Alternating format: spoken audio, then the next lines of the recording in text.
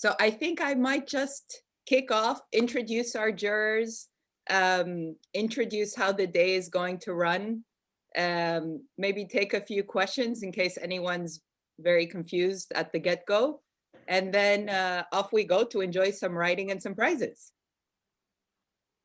Okay, wonderful. So I'll introduce our jurors. So joining us today, we've got Manolis Stravakakis, who teaches in first year, in experimental school, in thesis. He's like writing through and through. So FYI students, if you guys have writing questions, he's a pretty central person to know. So Manoli is one of our judges today. Another one of our judges today is Claire Potter. Again, another heavyweight in the writing world. She runs the Writing Center and is a poet, and I was so tempted to say didn't know it, but I won't. And is just really, I'm sure, going to add lots of wonderful comments to the jury today. We have Elena Palacios Caral. Is that right? Okay, I always say Elena Paca, but that's wrong. So Elena is doing a PhD here at the AA, close to completing, and teaches in several schools in London, in the UK, in Kingston. Where else, Elena? In Oxford Brookes and RCA. There you go. So very, very pleased to have Elena with us today. We've also got Will Orr, who you guys hopefully all know, HTS tutor, diploma tutor. Very happy to have Will with us. And finally, Nerma, who again, you should hopefully all know, teaches in experimental school and also in the diploma school. And we're very pleased to have with us. So have I forgotten anyone? I'm sometimes really bad with these things and then embarrass myself and the juror.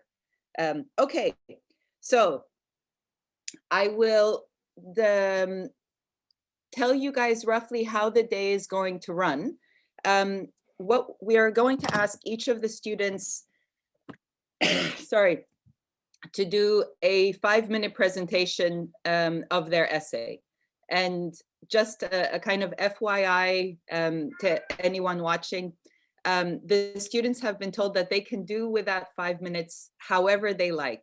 So they can make a summary, they can do a reading, they can go completely off kilter and kind of reinvent a meta story. It's totally up to them.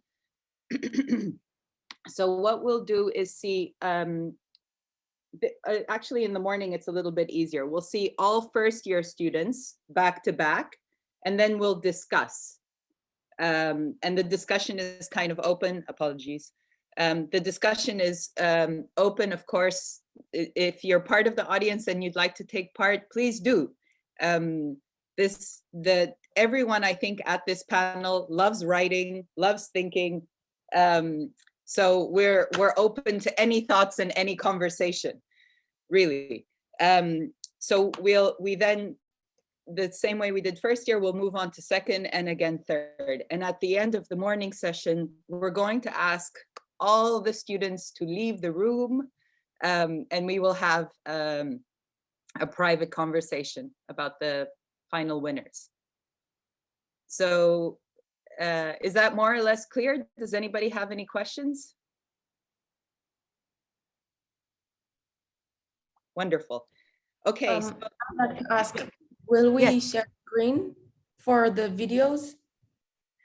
Okay, wonderful question. Thank you. So if you're presenting live, please, yes, of course, share your screen. If you've made a pre-recorded video, it'd be best for you to give us the link in the chat, and everybody can go. Please mute yourselves. Go watch the link and then come back. Sharing a screen on a video can make all kinds of yes it messes up. Yeah, it's not great. Thank you. Okay. Wonderful. Okay, so we will start with first year. So our first, I will read you out in the order in which you will be presenting, but I'll just read everybody out to begin with. We've got Charlotte Burrell with Cottage at Watery Lane. We've got Izu Campbell Lang with Observing Dialectics Through the Communal Prayer Mat of Umayyad Mosque. We've got Michal, is that right? Michal Chudner, The Language of the Square, Twice Invented Place Vendôme. And finally, Jackson Kelly with Breakthrough. So that will be our first cohort. I hope you guys are all ready. And let's start with Charlotte Burrell. Are you there? Hi, I'm gonna share my screen if that's okay. Wonderful, thank you. Thank you.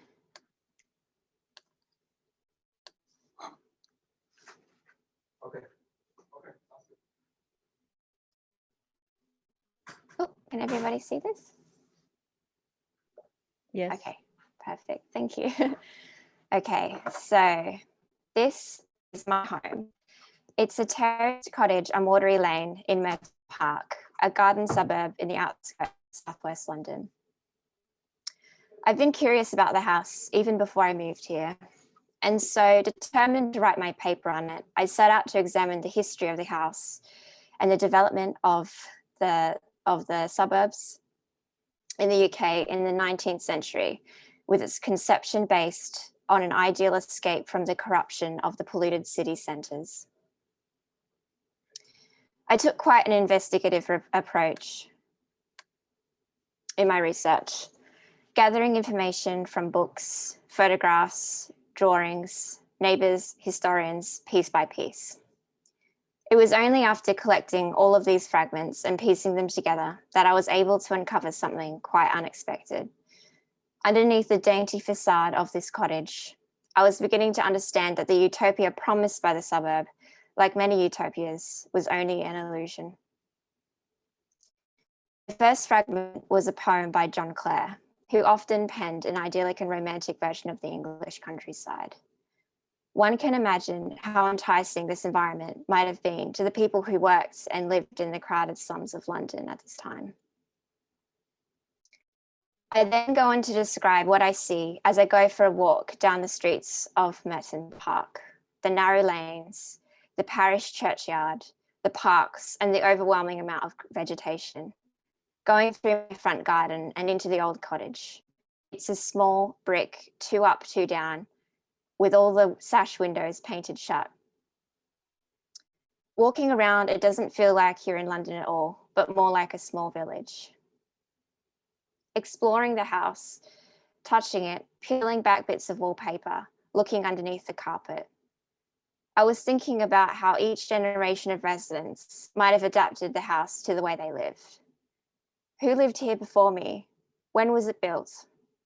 One of the previous owners had mentioned to me that the homes in this area were all built in around the 1890s, back when Merton Park was established as a suburb. As I found out, most of the homes on the street were built back then, but my home was older. Along with the 2 attached either side, it was recorded that they were refurbished in 1872, proving that their existence actually was at least 20 years prior. Continuing my research, I found out that the previous residents of the cottage had given witness testimonies for a trial that took place even further back in 1836, when Merton was a small rural parish. The proceedings recorded by the Old Bailey contained the account of a brutal murder of a young woman, most likely by her own husband. And although he is never found guilty, the trial is a small snapshot into the domestic violence, alcoholism, and poverty that would have been experienced by many people in rural England. Compounded Industrial Revolution caused mass agricultural unemployment. So why was the cottage refurbished by an architect nearly 40 years later in 1872? Because the reality of rural England was grim. The people who lived at the cottage could not afford to maintain it, and so it was left crumbling and damp.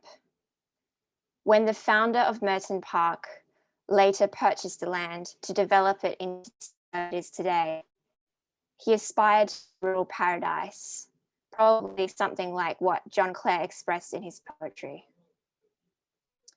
The architect appointed to execute this vision, Henry Quatermain, was very careful to make sure to bring the rustic beauty of the cottage to the surface, with the use of natural materials and careful craftsmanship.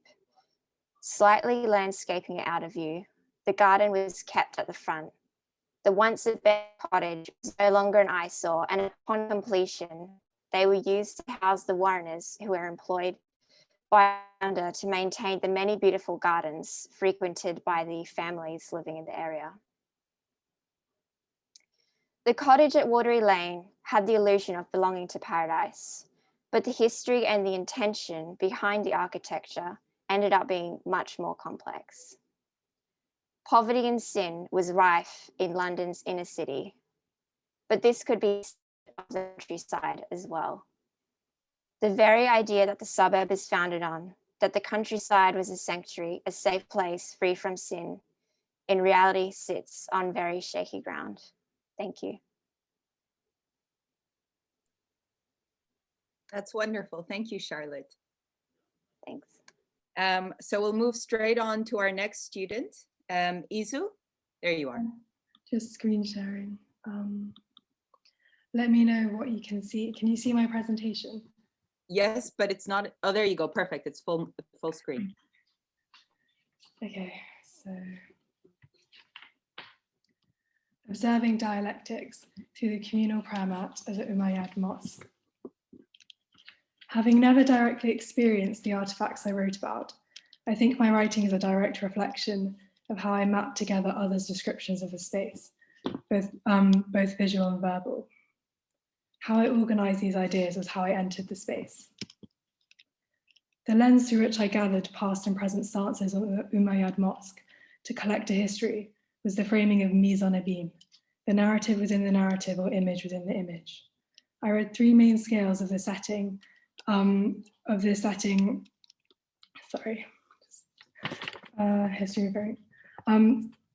three main scales of the setting of the mosque as forming recursive imagery, almost like falling through political, theological, and philosophical beliefs that enable different timeframes to be visible simultaneously. The three scales being the Medina, the mosque, the individual prayer space on the communal prayer mat. I felt that the form of the mosque, an extrapolation of the caravanserai of Muhammad's house, contracted to reform as the individual prayer space on the communal prayer mat and expanded through the Medina. Through mise en abîme, I explored the synonymous qualities of these different scales, dissolving walls through my reading in response to my understanding of the faith of Islam as a space for radical inclusion, almost like an interior with no exterior. In constructing an identity of space through echoing scales, I felt that I was continuing an idea in my research through my writing's form. The lifespan of symbols such as that of the caravanserai superseding their materially impermanent vessels. The Umayyad Mosque itself was constructed through the near total erasure of the pre-existing church. And over time, if the mosque is restored and preserved, eventually very little of the material will instill the sense of a single history. My interest was in an inclusive history, reiterated perpetually through present architectures through recurring patterns of spatial organization, where the ground plane is emphasized as a point of connection between the human and divine, where individual connections are made in unison on a global scale through salat, daily prayer rituals. The notions of the caravanserai, but also salat as spaces for rest, operate both as opportunities for recontextualizing oneself within thoughts of transcendence, but also framing psychological space for transcendence through repetition in physical movement and verbal recitation. These performances of repetition in space through architectures and bodily movements free the inclusive faith of Islam to extend infinitely off the trajectory aligned through prayer mat to mosque to Medina. Before prayer, the body is prepared and cleansed. This practice readies the body for both active participation and heightened perception. One feels the floor under one's feet and during prayer touches one's forehead to the floor several times. The contrapuntal movements of body and thought could relate to how, in Sufi tradition, the stimulation of all senses is crucial to attaining truth. Perhaps prayer can be a space for utopia, as it is a no place, connected to the ground only through the cycles of rakat. The meters of rhythmical poetry are known in Arabic as seas. Reciting the Quran in prayer or through the adhan enacts the dissolving of walls and perimeters and extending the interiority of Islam through the waves of sound traveling. The form of the communal prayer mat could be seen to embody the dialectical philosophies held within the inclusive vessel of Islam through its grid structure. It is simultaneously democratic and prescriptive, mechanical, and a spatial opportunity inviting invention and thought as a necessarily individual method for connecting with the divine. If imagined as an image, the autonomy in prayer almost floats above the dictated grid structure. Each individual creates a paradoxical link between the ground and the transcendental through prayer. Through stepping into the frame of the individual prayer space within the collective textile, one performs the symbol of stepping into the faith as an interiority. This is mirrored through the stepping into the mosque or Medina too, and could extend further. The reiterated openings of rectangular individual prayer spaces are almost like private rooms, resembling the inhabited walls of Muhammad's house. Only the privacy afforded through the prayer mat is not to do with three-dimensional walls, but solely the framing of space for private thoughts. The prayer mat is not only the most compressed iteration or layer in scale, but is also the most compressed in relief, and therefore is the most analogical reading within this framework of mise en abîme. The parallel dialectical tensions of the wall and the infinite interior of Islam, the individual and the collective, are held together through an architecture pronounced as most significant through the Prophet's house, the ground. The very moment one's forehead meets the ground, an interiority is made through an exteriority, as the individual and the collective enact prayer in unison. Thank you.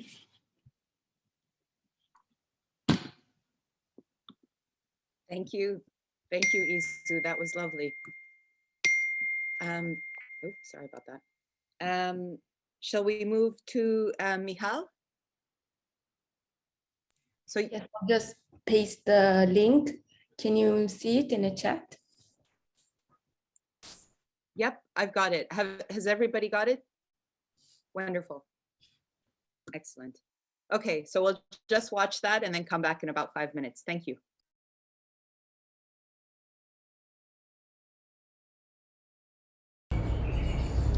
Architecture is a system of writing, writes Victor Hugo in Notre Dame de Paris.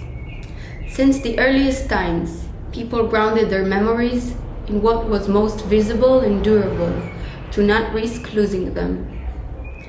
And when you observe people existentially hold on to a place, when it becomes the apex of revolt, when people return to it, to build and destroy, to terrestrially write and erase, then you perhaps see clear the human need to stamp an immortal message in a granite book. Approaching Place Vendôme, one shifts between proportions. Suddenly, the width of the space turns 5 times broader.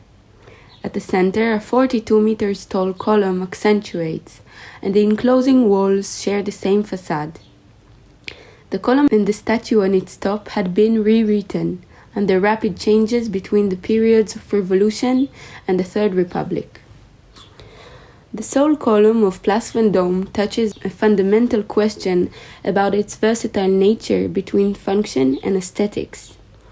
While in antiquity, the tectonic quality of the column was its primary aspect, during the Renaissance, the pilaster introduced a differentiation between form and content. It kept the column's shape, yet neglected its function. The evolution of the vertical shape suggests that it can stand for other purposes but being constituent, by articulating the building's internal division and usage. The column's layout makes the building readable. The communicative abilities of the pillar fix its superiority on other architectural elements, and the column narrator becomes an essential instrument in the storyteller's hands. The French word place reveals the dual root of the social apparatus the square stands for. Place comes from the Greek word platis, which indicates broad herds, and the adjective flat.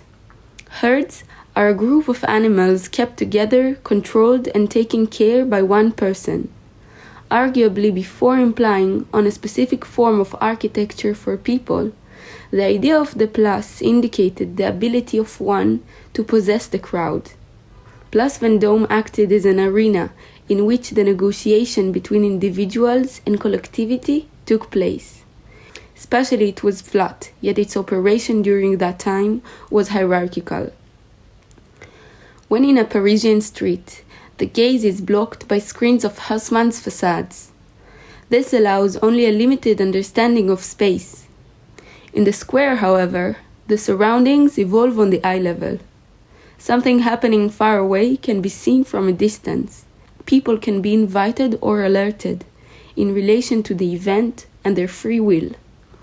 In its field-like space, the square acknowledges the equal need of all to perceive and engage with it, due to their individual perception. This is why the place is emancipatory. Looking at the square's plan, we can see that it's almost mirrored. Since the column hides the facing opening, when standing at the entrance, the area appears hermetically closed. Also, one has to circumnavigate in order to move from one opening to the other. In this way, the directionality is abrupted by the vertical presence. This happens also around the area, as the smaller columns echo the central pillar. When walking through the colonnade, the tension between limitation and allowance is sensed. Now we can imagine Place Vendôme of 1871 fully crowded. A climatic build-up filled the air, and the personal motivations blended into the crowd's intention. The column was read by the communards as a monument of imperialism. Physically, it blocked the view, forced a bypass. Conceptually, it was a reminder of the preferable strong individual over the common people. Bourgeois over proletariat. France over its rivals. Therefore, the column strike by the communards was an anti-hierarchical gesture, a horizontal moment. The strike of the column marked the second birth of Place Vendôme as a public space, one that affiliates broadly and is controlled by the people. Place Vendôme bears an oath and prophecy of constant change. This will be a monument of collected memories, of order and destruction, success, failure, and hope. Inscriptions breathe life into the ceaseless space that holds the truth of both sides, choreographed between the vertical and horizontal. Connecting earth and sky, the Vendôme column transcends the past and present through its axis. Within the reader, it exists. Wonderful. Okay. So finally, last but not least, Jackson Kelly. Hi, perfect. So I also have a video that I will be speaking over top of, but I will share the link to it. I'm planning on sharing my screen, but in case that doesn't work, everyone can have access to that. Okay. So to begin with, we're just watching you. No, so this is it's a complimentary video to what I will be saying. So if you can see this, can you see the quick time player? Yes. Perfect. All right, then I will begin. Operation Breakthrough's objective was to create sufficient housing markets to support the high production level required for efficient industrialized housing construction. Most of the 22 industrialized housing systems sponsored by Operation Breakthrough are, however, no longer produced. The program did not accomplish its objectives. In the United States during the 1960s and 70s, factory-built, industrialized housing and prefabricated units were the buzzwords taking the worlds of architecture and engineering by storm, as prominent designers took their shots at creating revolutionary structures that could be replicated with the proficiency of assembly line construction. Focusing on the core elements of residential spaces, unique solutions and plans were devised by dozens of developers to create minimalist units that could be widely produced and implemented wherever necessary. Unfortunately, the way the program was received and criticized devalued the progressive ideas and the architecture of the operation. Operation Breakthrough's focus on creating comfortable homes that could be mass-produced led to industrial designs adorned with the vernacular finishes of the communities they inhabited. The understanding that prefabrication did not necessarily need to go hand in hand with the mundane led to an exploration of creative designs that stood the tests of time. The gray stereotypes of the 1970s aesthetic did not adhere to the operation's breakthrough in the aesthetic world. One big obstacle the developers faced during their explorations with designs was that of establishing an aesthetic that subverted the negative impulses of industrialization that may have swayed the public's acceptance of Operation Breakthrough. In 1969, two prototype communities on the banks of the Puget Sound, located roughly 15 kilometers apart with little but the rough, windy waters of Lake Washington between them, became linked by their shared connection to this revolution of housing technologies. The sites, aptly named Yesler and Kirkland for their presence on streets of the same names, were meant to be an internal experiment of the operation, which focused on how prefabricated units would work in similar urban and suburban settings. 236 total prototype units, designed by 5 separate manufacturers, were erected across the two sites like a multitude of beacons promoting the operation's promise. While the implementation of the program was highly flawed and led to its demise, the architecture produced during its short run has had a lasting influence on the exploration of prefabricated housing technologies. Operation Breakthrough sought to solve the ongoing issues of housing facing the United States in the 60s and 70s, while pushing the limits of architecture and engineering in a manner that proved industrial functionality did not have to degrade a structure's general aesthetic appeal.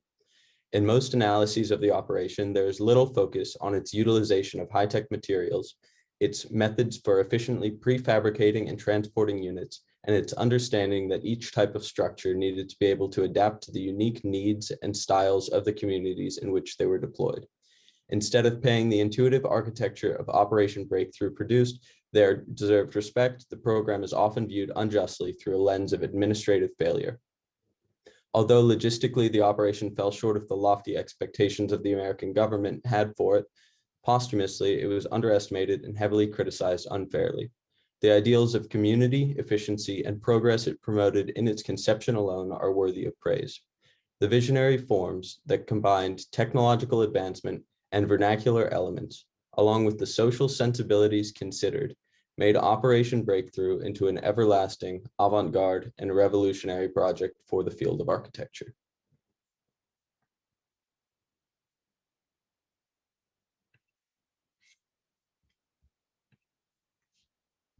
And that's what I have. Perfect. Thank you. Thank you. That was lovely. Okay, wonderful. 4 very inspiring pieces. I'll pass it over to the jurors. I don't know if you should be able to unmute yourself and speak. If not, I will figure that out. But over to you.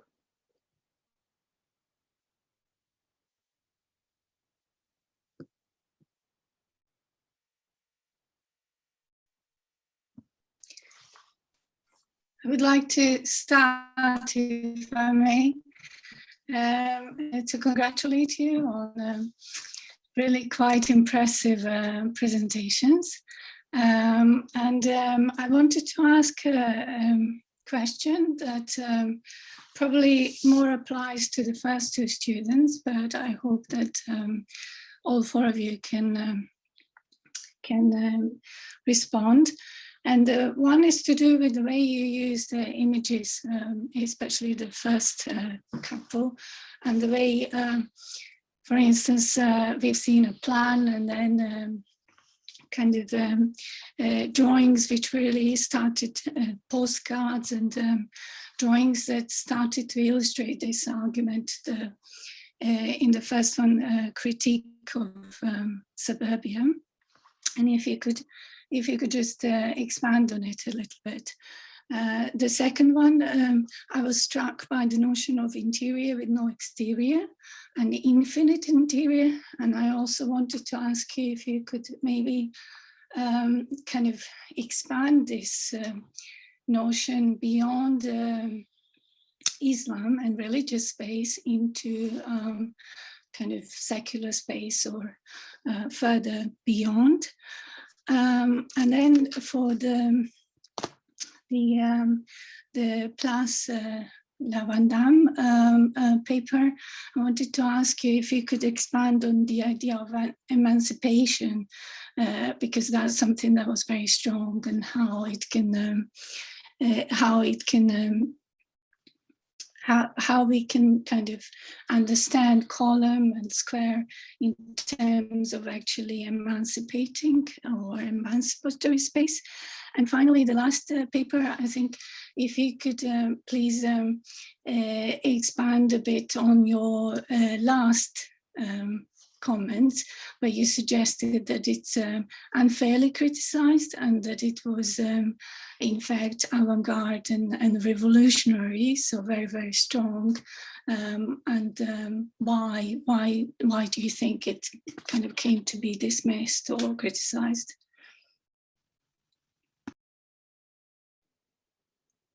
Hi, is it okay if I start? Yes, please. Okay, sure. So I'll expand a little bit on the choices of the imagery that I used throughout my essay. The first layer of images that I collected were photographs that I took myself of the area, trying to understand it, because I'm not from London, I'm from Australia. Where I grew up, it's not the oldest sort of built environment is maybe from the 1970s. So for me, this is a truly fascinating area to walk around and to observe. Then when I was interested more in the history, I found the local council had a photographic archive, not only of images from the time that it was freshly built in the 1890s, but also throughout the 80s, the 70s, the 60s, people had also taken their own photographs and uploaded them to the website. So it was really interesting to see all these images built up over time, but somehow they were all very similar. Like in the more modern images, yes, there were cars and things in the photograph, but the area has really been conserved since that time and in a pretty good way. So I wanted to convey that in my essay as well. The archive also included postcards rather. So these painted little images, they're quite pretty, and I thought that was a good way to that held the metaphor of this being an illusion, like this suburbia was a countryside utopia, but in fact it was constructed by someone. It didn't actually exist until somebody made it like this way. And then so I also just included the plan and the map just to show the context and the different parts of the house. So the original footprint of the house was the 2 up, 2 down, and then then there was an extension added at the back in the 1980s. A couple of extensions built on top of each other illegally, I think. Well, I know because there's no paperwork for them, but I think a lot of these houses, they look simple, but in fact they're quite complex. I don't think I'll ever know when the original house was ever built, to be honest. I'll keep trying to figure that out, but I really think it's much more complex than I'll ever know. Yes, so that's all of the layers of images. I hope that helps. I don't know, should we go in order or? Yeah, go for it, Izu. So if I remember right, you asked about the interior with no exterior, but maybe in relation to a more secular reading. I think that's quite a complicated question, because by secular, I'm not completely sure what you mean, in the sense that I don't think Islam's just a sort of a collection of religious or theological ideas. It's very political, especially if you trace its origin as a sort of development of like a tapestry of different religions, obviously cross-pollinating between different parts of the world, but also if you just look at like the Abrahamic stream from like, I mean, you can go back further, but like Judaism to Christianity to Islam. Islam was this idea of radical inclusion and like the infinite interior, which I was sort of writing about and exploring. It's interesting just because suddenly not only was there no chosen people, if that makes sense, but also there was no, actually you didn't have the mosque, you know, it wasn't necessary to go there to pray, unlike a church. So suddenly people had all this freedom to explore their faith and their idea of how they sit within the world independently, but then there's this whole dialectical problem where you do have all these architectures which do feel to some extent formulaic and prescriptive, and so I didn't understand really the relationship between the two. And so that's what I found interesting, because you could argue the mosque is a secular space, but then it also definitely isn't. I mean, I've never been to this part of the world, but through reading about it, listening to videos of all the sounds going on inside the space, I mean, it definitely has a very strong ambiance, which I personally feel is very tied up with theology, perhaps because theology, like all other aspects of history, is all to do with the relationship between myths and fictions and truths, and it's all kind of wrapped up together to create this feeling of like importance and scale. But I mean, yeah, I think it's interesting, my reading of Mise en Abîme in terms of translating between scales, I suppose you could see that as a very secular method of investigating the theological aspects of the architecture, because really I've boiled down theology into a rectangle or a series of rectangles which I felt mirrored similar ideas, but you know, at human scale, not looking in plan view from far above in the sky or something, or through drawings, you might not sense this context of like an encircling community which is growing. And that was going to just be the last thing I sort of mentioned, which is that by no means is Islam like done or finished or finite or anything like this. Obviously it's still going on and it's got all kinds of different branches and it's growing and developing the whole time. So I suppose if you think about Islam as a sort of a collective of political ideas, which obviously are very diverse and vary, their movements and everything could contribute to this idea of infinite expansion. Anyway, thank you. I'm not sure if that's what you meant, but hopefully I answered your question. I think in any case, you gave us, you expanded in quite an interesting way. So you gave us all something to think about. I want to quickly give Michal and Jackson the chance to answer, and then maybe move on to a few other jurors who are eagerly waiting to ask you guys some questions.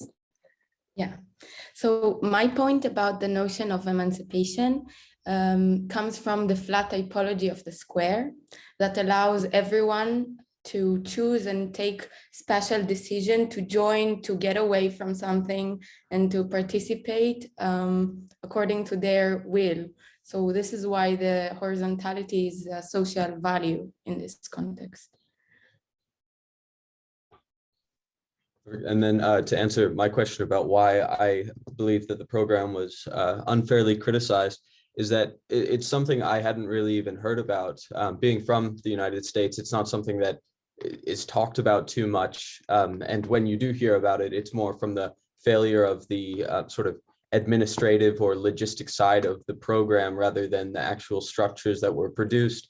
But after having done all this research about it and reading through government documents as to why it was a failure or why it didn't work, they leave it until the footnotes to mention that the program is one of the main reasons why smoke detectors are required to be included in all residential constructions. It was one of the large proponents for the adoption of PVC and plastic piping rather than metal piping. It led to so many changes in building codes. And I mean, that's just things aside from the fact that all of these developers realized that the aesthetic of the building was one of the major things that would lead to either the success or failure of industrialized housing as a movement in like total, because if the public doesn't want things that look like they just rolled out of a factory, they're not going to take them, and they're not going to want to live in them. But if you can design them in a way that is appealing, comfortable, and feels very homely, then that solves a large portion of that issue, and the rest is all on the logistical side, which again doesn't quite fall to the hands of the architects and designers, but more so the governmental entities that are running the program. So that's why I chose to argue that it's unfairly criticized when viewed from the lens of administration. Great answer. Lovely. Okay, so let's move. Will, I think you've patiently been waiting with your hand up for a while, and then we'll move to Elena. Will? Thanks, Sylvie. Yeah, thanks everyone for the great and interesting work. I think I taught in first year probably like 5 or 6 years ago. And I'm really amazed. I haven't really seen first year writing work since then, and I'm really impressed. And I'm especially impressed by the combination of architectural analysis, spatial analysis of architectural objects, buildings, historical context, social questions, and conceptual questions all are involved in each of these. So I'm just want to commend you on all that. I think, yeah, just to say something small for each student, Charlotte, I was really interested by your history and the concreteness of it, the specific house, the specific people. It really constructs an interesting historical parallel for gentrification as a contemporary phenomenon that we're all familiar with.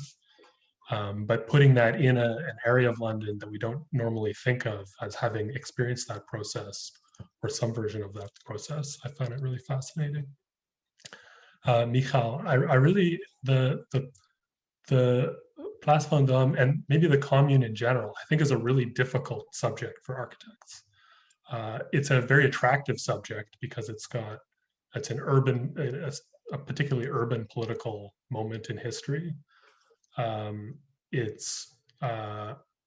It kind of intersects with a few other kind of major architectural history things like Haussmann's renovation of Paris.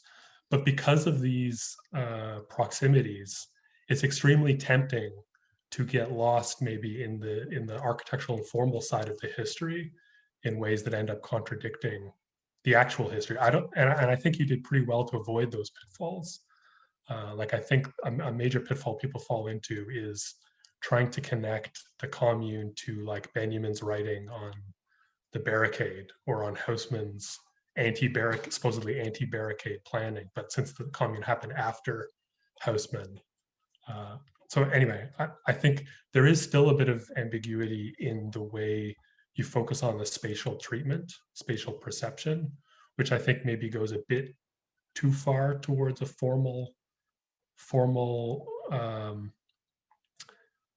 understanding of what actually happened. And kind of, I mean, you didn't really have space maybe to go into the actual history of the commune too much, but it's a lot to cover, obviously, in an essay of this length. Izu, I really found the conceptual dialectic you're working with fascinating, and a really complicated and difficult conceptual problem.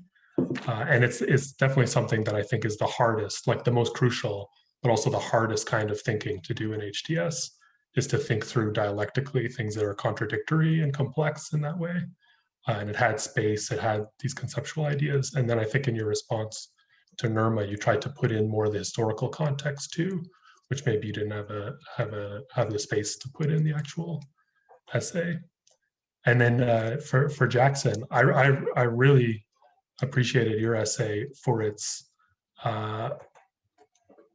ability to talk about architecture as an intersection between government, political economy, technology, administration, popular aesthetic perceptions as well.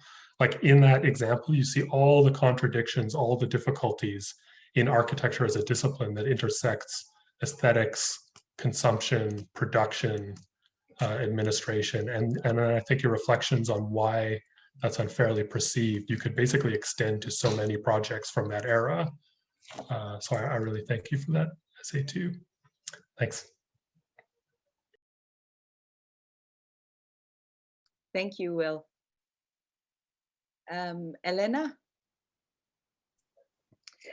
Yes, hi everyone, and thank you so much for preparing as well your presentations and writing these beautiful essays that I really enjoyed, all of them in different ways. I thought all the writings themselves were very different, and it was a very different experience reading yours, Charlotte, as opposed to, you know, the rest. I think it was, in your case, for instance, it was when I started reading your essay, I was like, okay, I'm kind of learning about, you know, this place, and it suddenly there is this shift that I thought was really, really successful and totally made me look at the case study from a different perspective. And I thought the way you constructed your essay in that way was really great.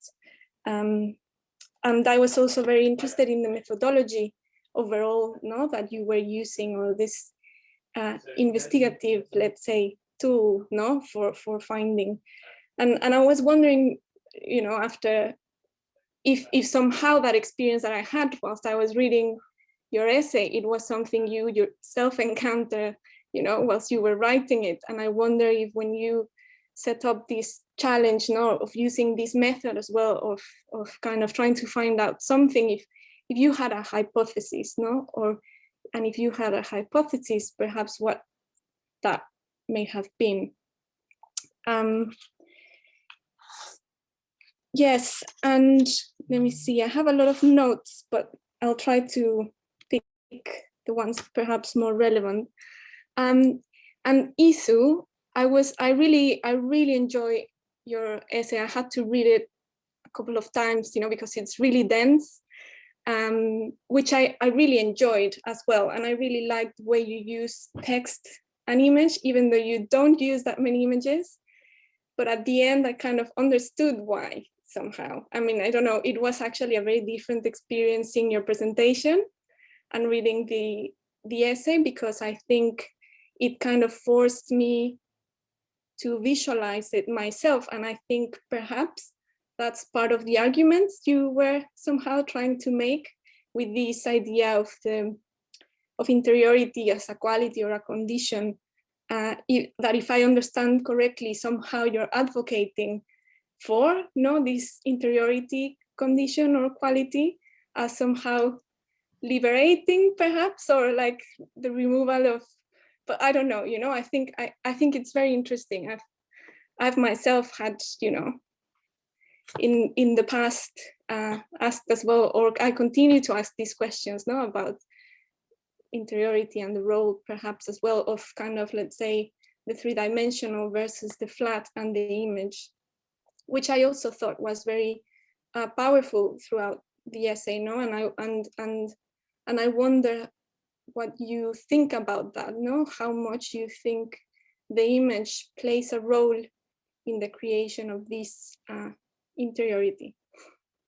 And Michal, yeah. Okay. Yes, I agree a lot with Will, no, because it's obviously, you really, yes, you were in control of such a difficult thing to kind of write about, I suppose, no, but I really enjoyed the writing itself, and I really enjoy the way you structured the essay, and I really enjoy as well the video you prepared, because I thought it was very powerful how you moved precisely, like how you use the video to tell us this story, let's say, of the horizontal and the vertical, and we move through the video in this way. And I thought it was really successful, and I really enjoyed generally reading the essay. And then, yes, Jackson.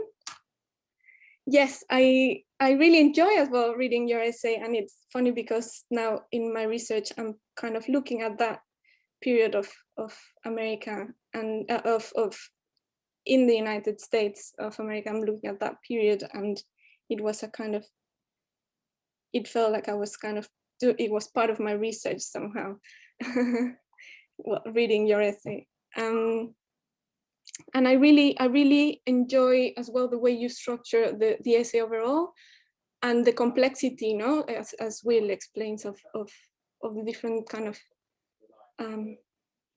actors involved in the making of a building, and of building a group of housing, no, or housing as a project, perhaps.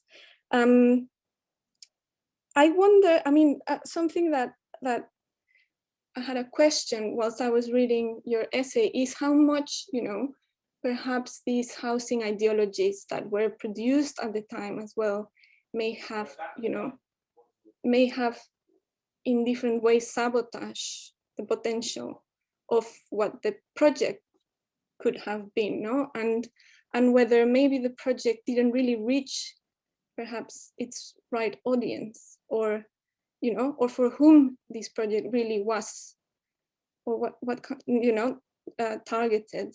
And yes, it's just some questions that arose from reading your essay. But yeah, thank you very much. Thank you, Elena. One thing, I guess, so one of the things that I find maybe so remarkable with all of you guys, so I have never taught in first year. So this is quite an experience. Seeing what first year produces is always an experience for me. And I'm curious, I hope you guys will stay and continue to watch the rest of the day. And maybe months from now, we can bump into each other in the bar and discuss whether you agree with the statement I'm about to make or not. But I think one of the things which is so wonderful about all 4 essays is, so it's kind of twofold, right? On one hand, all of you start from a very, very precise observation of a space. Is that, can I get a thumbs up if I'm correct in that? Yeah? Okay, excellent. The thing is, and this is, I'm curious about, and this is why I'm kind of hopeful that maybe months from now I will be able to bump into you guys in the bar and ask you this. It's actually something that doesn't continue to happen as you progress through the school. It almost seems as if the space of analysis as you move through the school becomes bigger and broader and wider and more and more and more abstract. So that actually, and I'm, you know, I'm putting this out there as a proposal. You guys watch the presentations and tell me, hopefully one day, what you think. But what I found so incredibly wonderful in each of your cases is you start from the very precise, kind of very dedicated observation of a singular space. But in each case, it seems to me as if you reach a conversation which potentially can continue for years to come, right? So it becomes almost like a meta conversation. So, you know, in Charlotte's case, you kind of allude at the very beginning, I can't remember what exactly was the phrase, but you said something about either the corruption of the city or something like that. And how the escape to the countryside. I think the myth around country and being close to the land, you know, that's a conversation which like permeates society, like permeates all kind of urban dwellers. And it's something that can stay with you like in perpetuity, really, as you continue to develop through your architectural discourse and study. Izu, I think probably my favorite part was when you asked Nerma, what do you mean by secular? What a great moment. Can you keep asking that question? Because I don't know the answer to that. And I think it's such a provocative, complicated, wonderful question to be asking. Michal, again, in your case, it's I think it's really such a like powerful moment where you essentially almost diminish the entire conversation of Place de Vendôme into a horizontal and a vertical element. And that's it. It's the whole conversation seems to compress into that singular abstraction, which again, like vastly powerful. And finally, Jackson, again, for me, I think one of my favorite parts also came in your answer. When you were starting to say that the American society in that period didn't want a house that looked as if it had just rolled out of the factory. And I think you allude to it time and time again, that actually that form of production it's counter the narrative or the myth of America, of the United States, right? Like the myth of America is not that you're prefabricated. It's this myth of like you going and whatever, being the whatever, I don't know what it is. But it's almost as if prefabricated is it's like asking a turtle to be a rabbit. Like, no, I'm sorry, I can't do that.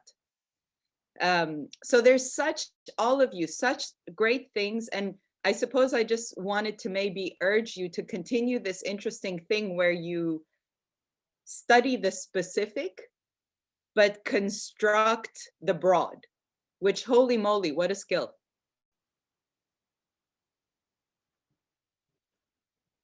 Claire. Sylvie, can I build on from that?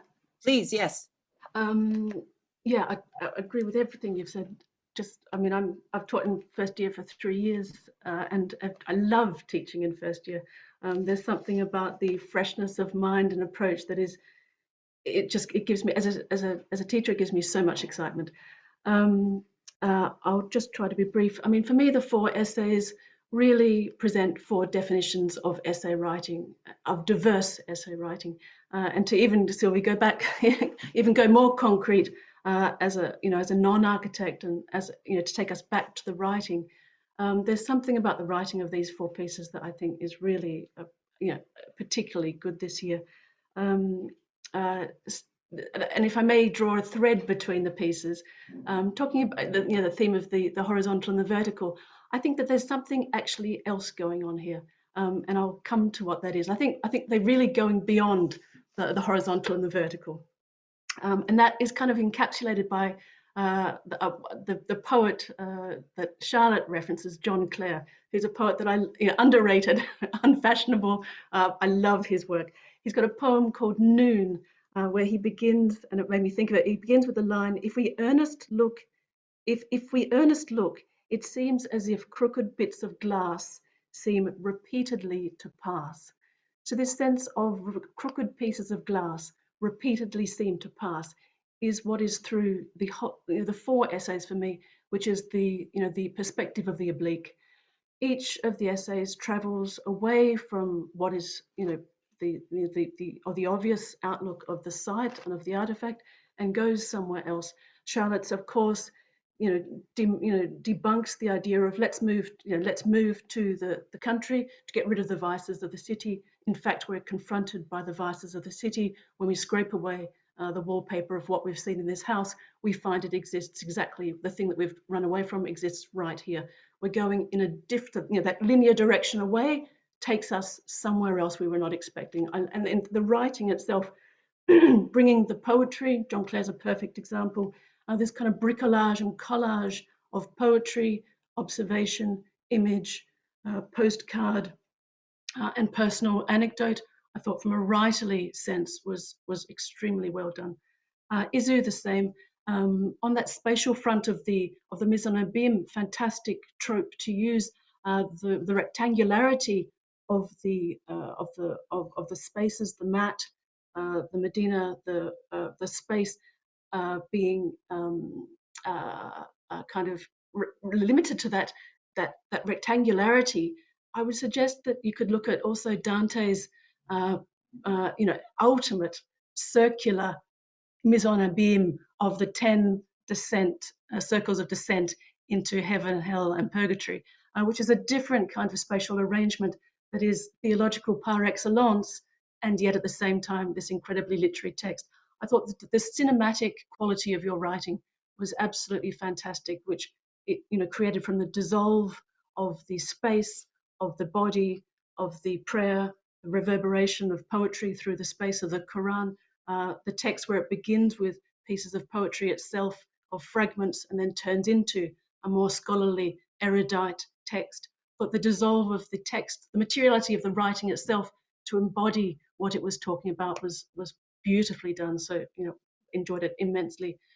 Mikhail, the same. I think I disagree with what Will was saying. I agree with what Will was saying, but I do. On the other hand, I disagree.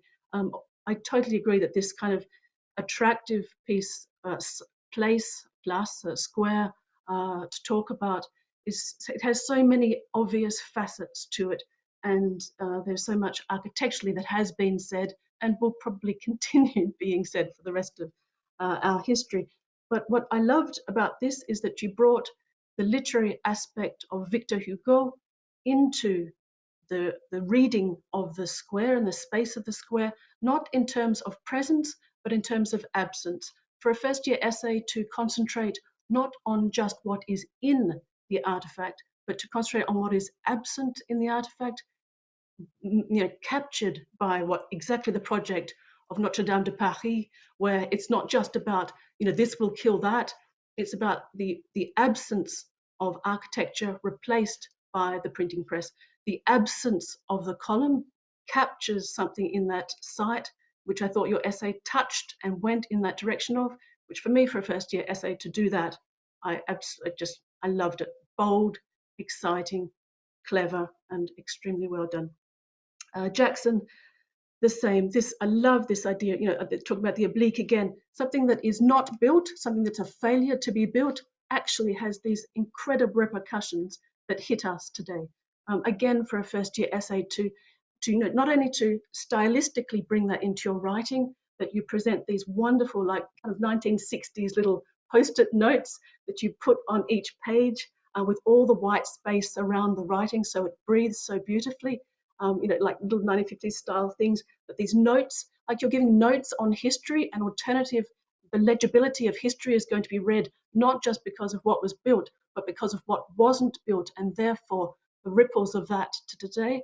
I thought that kind of oblique sense of thinking about architecture in terms of its absence again was to be commended, and the writing as well, the style of the writing, its kind of austere, efficient quality that you bring through your writing, married the content with the form in a really beautiful way. So sorry, Sylvia, that's my writerly contribution, where I just wanted to bring us back to the materiality of the pleasure of communicating, what we are thinking about in our minds into the public realm, of sharing that in its form and its content for the four essays. I thought was astonishing, and puts the jury in a very painful position of having to make a choice. But yeah, well done.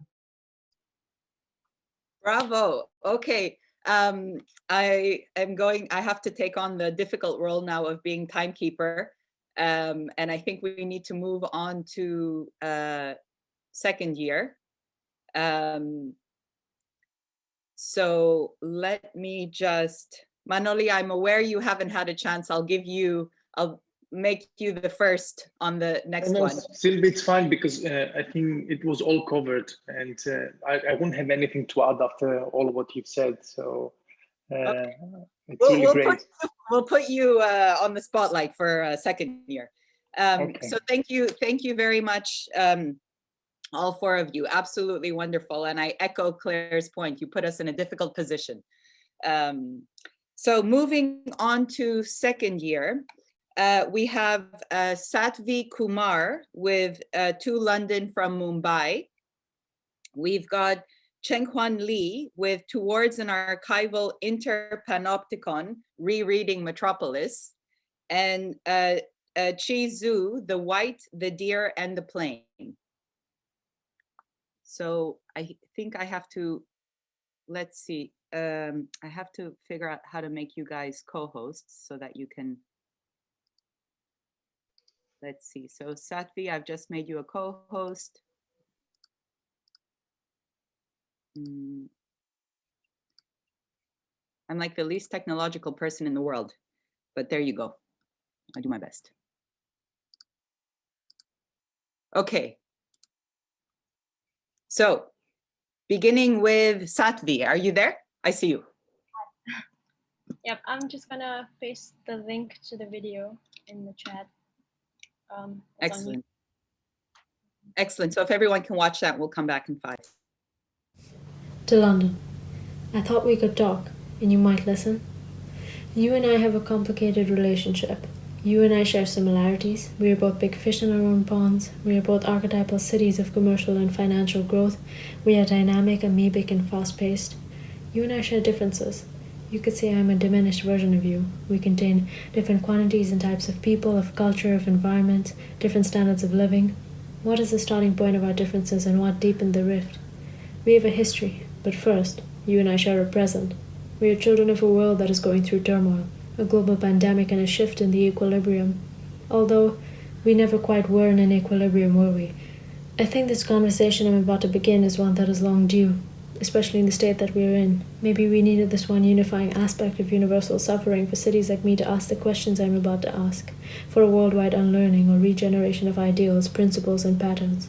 I'm going to be reflecting on the relationship between the colonizer and the colonized through the perspective of the city Mumbai, in a letter of sorts. I imagine what Mumbai would want to say to London if we could take them from their past to their future through 3 scales: the country, the city, and the informal settlement. Mumbai takes London on a journey starting with the permanence of their past.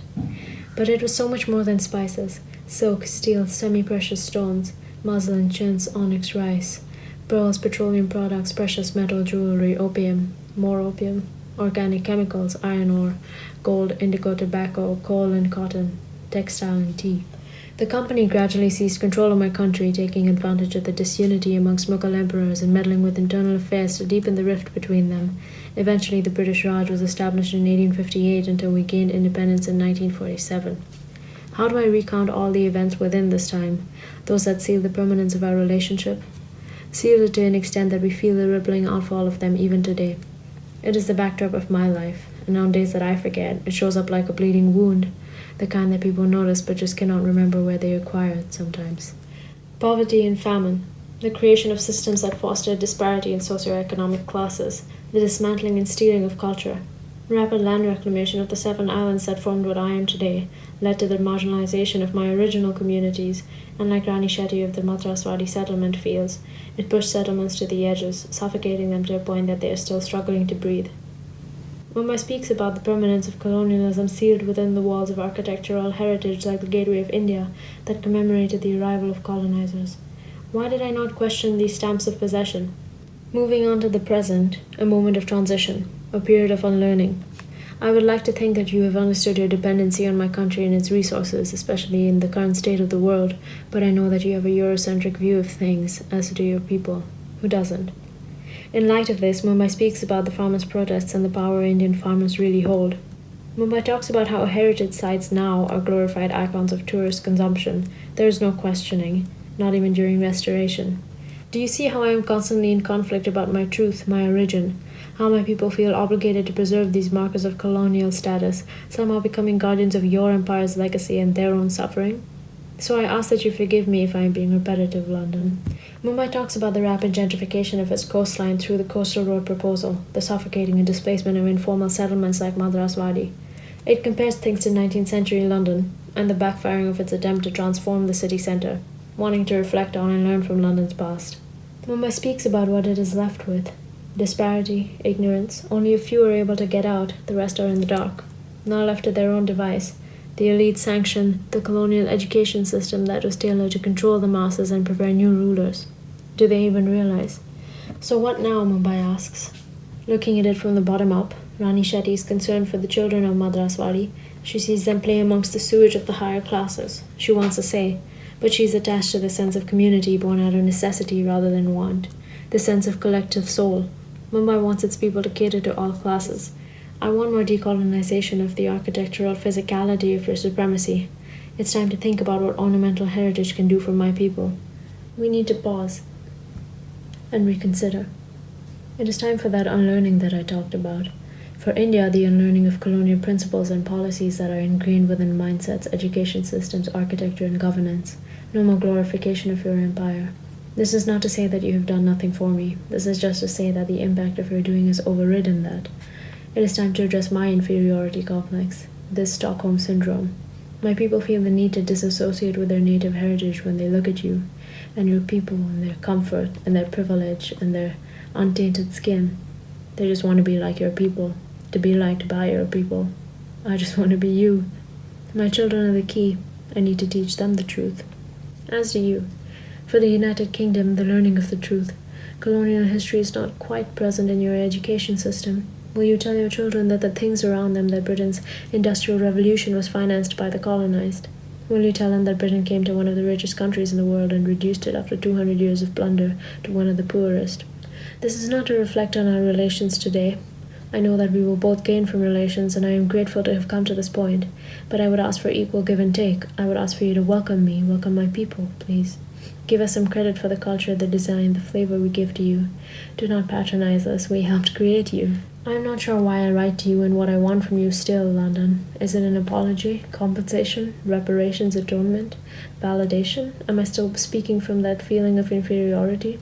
The awe, the obsession, the insecurity, embarrassment, helplessness. Do I want guidance? I brought up the idea of a collective soul of a place. I know that mine is one that is rich in community, culture, and depth. I know that you have one too. And I know that if you have a collective soul, you have a collective responsibility. Maybe I'm hoping for you to take collective responsibility, to pay moral debt. I do not know yet. For now, I just want my people to know where they come from and where they are going. I want to tell them to forgive, but not forget. I want to be heard so that my people know that they can be heard. They do not even know that they actually want to be heard yet, but I need them to know how crucial it is that they speak. And so I speak to you, hoping to give them the confidence to do the same. I just want to be heard. So I thought we could talk, and you might listen. Sincerely, Mumbai. Excellent. Wonderful.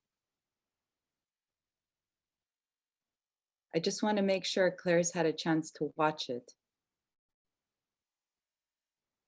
I'm going to assume a yes. So shall we move? Thank you. Thank you, Satvi. That was really beautiful. Cheng Xuan? Yes, I've also pasted the link in the chat. Wonderful, thank you. Okay.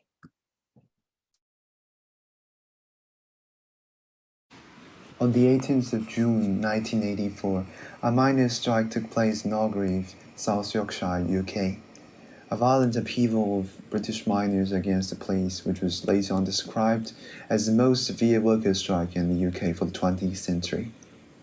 Missiles fly, truncheons swing, police chase miners as cars burn. It's all that exciting, but how does this start?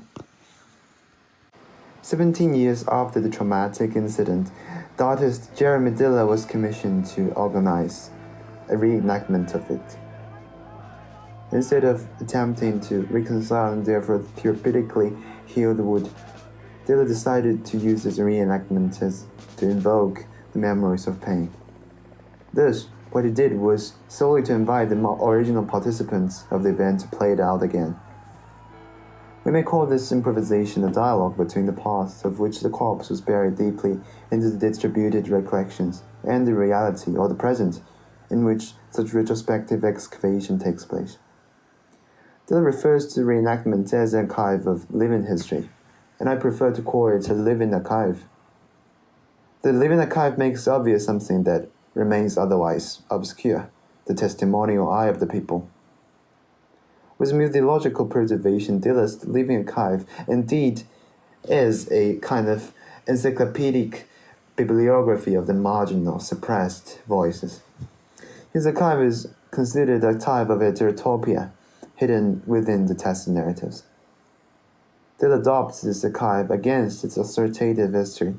He uses this constellation of distributed depictions as a powerful tool to rebel against this propaganda of the Fleet Street. What effort for enterprise, if one might possibly comment. Yet Diller's weapon remains somehow tactless. This encyclopedic archive itself is not completely undisputed, and it too often lies where the corpse of colonialism is ulteriorly buried. As a result, this entire rebellion that he spares no effort to record in the splendidly manifest living archive is preserved and at the same time cancelled.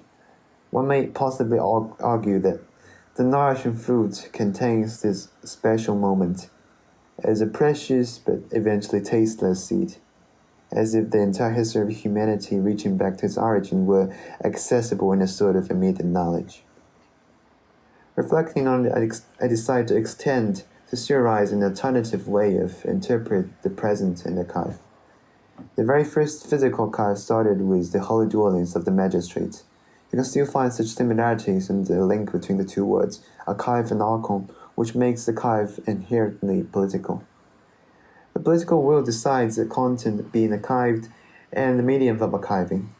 Archives could never record something of its each facet. They are thus outcomes of a creative selection, a manipulation, and a reenactment on paper. Although Diller succeeded in somehow encouraging the revolutionary form of reenactment, he adheres too much to the physicality. An archive, if constructed physically amid time, shall eventually succumb to the forgetfulness and the annihilation. What if there is a way of rereading the archive so that it transcends time? Baudrillard sees the personal possessions of a person, namely a lifelong archive, as a pretext, but somehow is a successful attempt to transcend physicality, and thus time per se.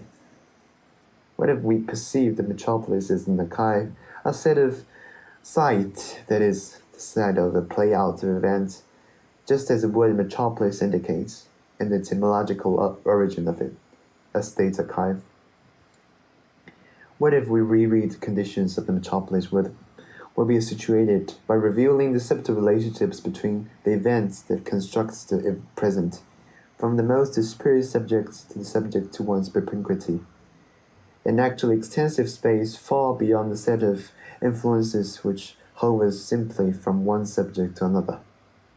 What if we abolish the traditional panopticon, which served as a negative disciplinary tool, and revisit it in terms of its spectator-actor duality? I believe, just as in the new panopticon, we can be scrutinized and captive simultaneously. We could be gazed and gazing in the complex network of the relationships of the visibility and power, and in fact, in a living panopticon, or an interpanopticon, where the original dichotomy of the power is abolished completely. Just as in the archival play of Diller, we can be spectators and participants of the archive at the same time.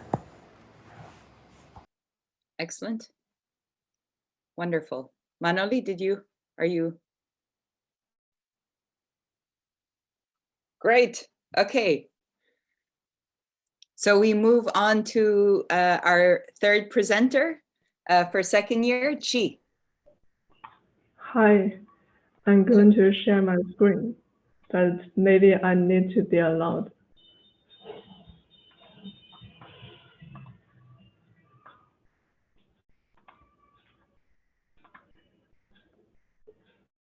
Oh, thank you. Can everyone see the presentation?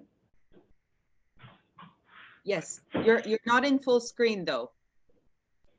Oh, since it is in PDF, I'm afraid yeah. That's okay, that's Hello, okay. everyone. Okay, so I will start. I'm Chi Zhu, and today I'm glad to share with you how I constructed my essay, The White, the Deer, and the Plan, and what I expected from readers to meditate and reimagine through the ideas and visual experience I brought up. The essay begins and continues the style to use my translation of quotes from the novel The White Deer Plain. Backgrounds of each quote capture the key term from them in calligraphy. For this page, the key term is border stone, 界石 in Chinese. This is what a border stone looks like at the left. It is normally buried underground between two fields of different families. In this case, the whites and the deers, as the mark of division of land heritage through their family history. The White Deer Plain is a historical novel exploring the relationship between people and the land in the context of Northwest Plateau in 20th century China. At that time, a land on White Deer Plain was valued in two systems, both relying on the factors from Mencius. Land advantage could be the productivity of agriculture or the thriving potential for Burrell rebirth. So from Borderstone and Greenfield division system behind, the essay reversed the novel's narration order to unfold practical living use of fields and burial aesthetics among landscapes in 3 chapters, as shown in this order. On the map at the left, the silkworm cocoon-shaped agriculture area is the White Deer Plain today. On the right, it is one detail of that, the river in the middle and the fields around. The story of a mythical white deer who brings the peace and fortune to the land and people in suffering became the origin of family names of the protagonists of the novel, Jiaxuan White and Ziling Deer. By rereading the essay myself, I defined 3 types of land concepts which I discuss respectively in 3 chapters. In the first chapter, the heritage of Greenfield rule in social and family ownership orders demonstrated the land of border in perfect geometries marked by border stones. The second type is land of living, continuing the grid system into practical land use and design. The third type is a complementary element to the former, since it is the land for spiritual rebirth and personified imagination. The choice of burial took less change to the former's land, but more observation and reading into a topography with personal emotion. In conclusion, the 3 types of land were extracted from the literature and historical image of the novel, The White Deer Plain. Besides taking you through the characters and geometries of the people and land in the rich soil of Chinese culture, I also brought in symbols as a personal link of factors throughout the narration. I would like you not only to review the essay as an academic insight or a cultural trip, but also to feel the interprojecting beauty between the geometry and the organic, the symbol and the landscapes. There is no need to mention architecture alone. It is naturally an inseparable part of the world. And at the last, I want to deliver my many thanks to Francisca, my tutor. She gave me the chance to explore the topic I love and interested in. It is not very typical, I think, in this architecture as a writing, but it's really nice also to share with you the things. Thank you very much.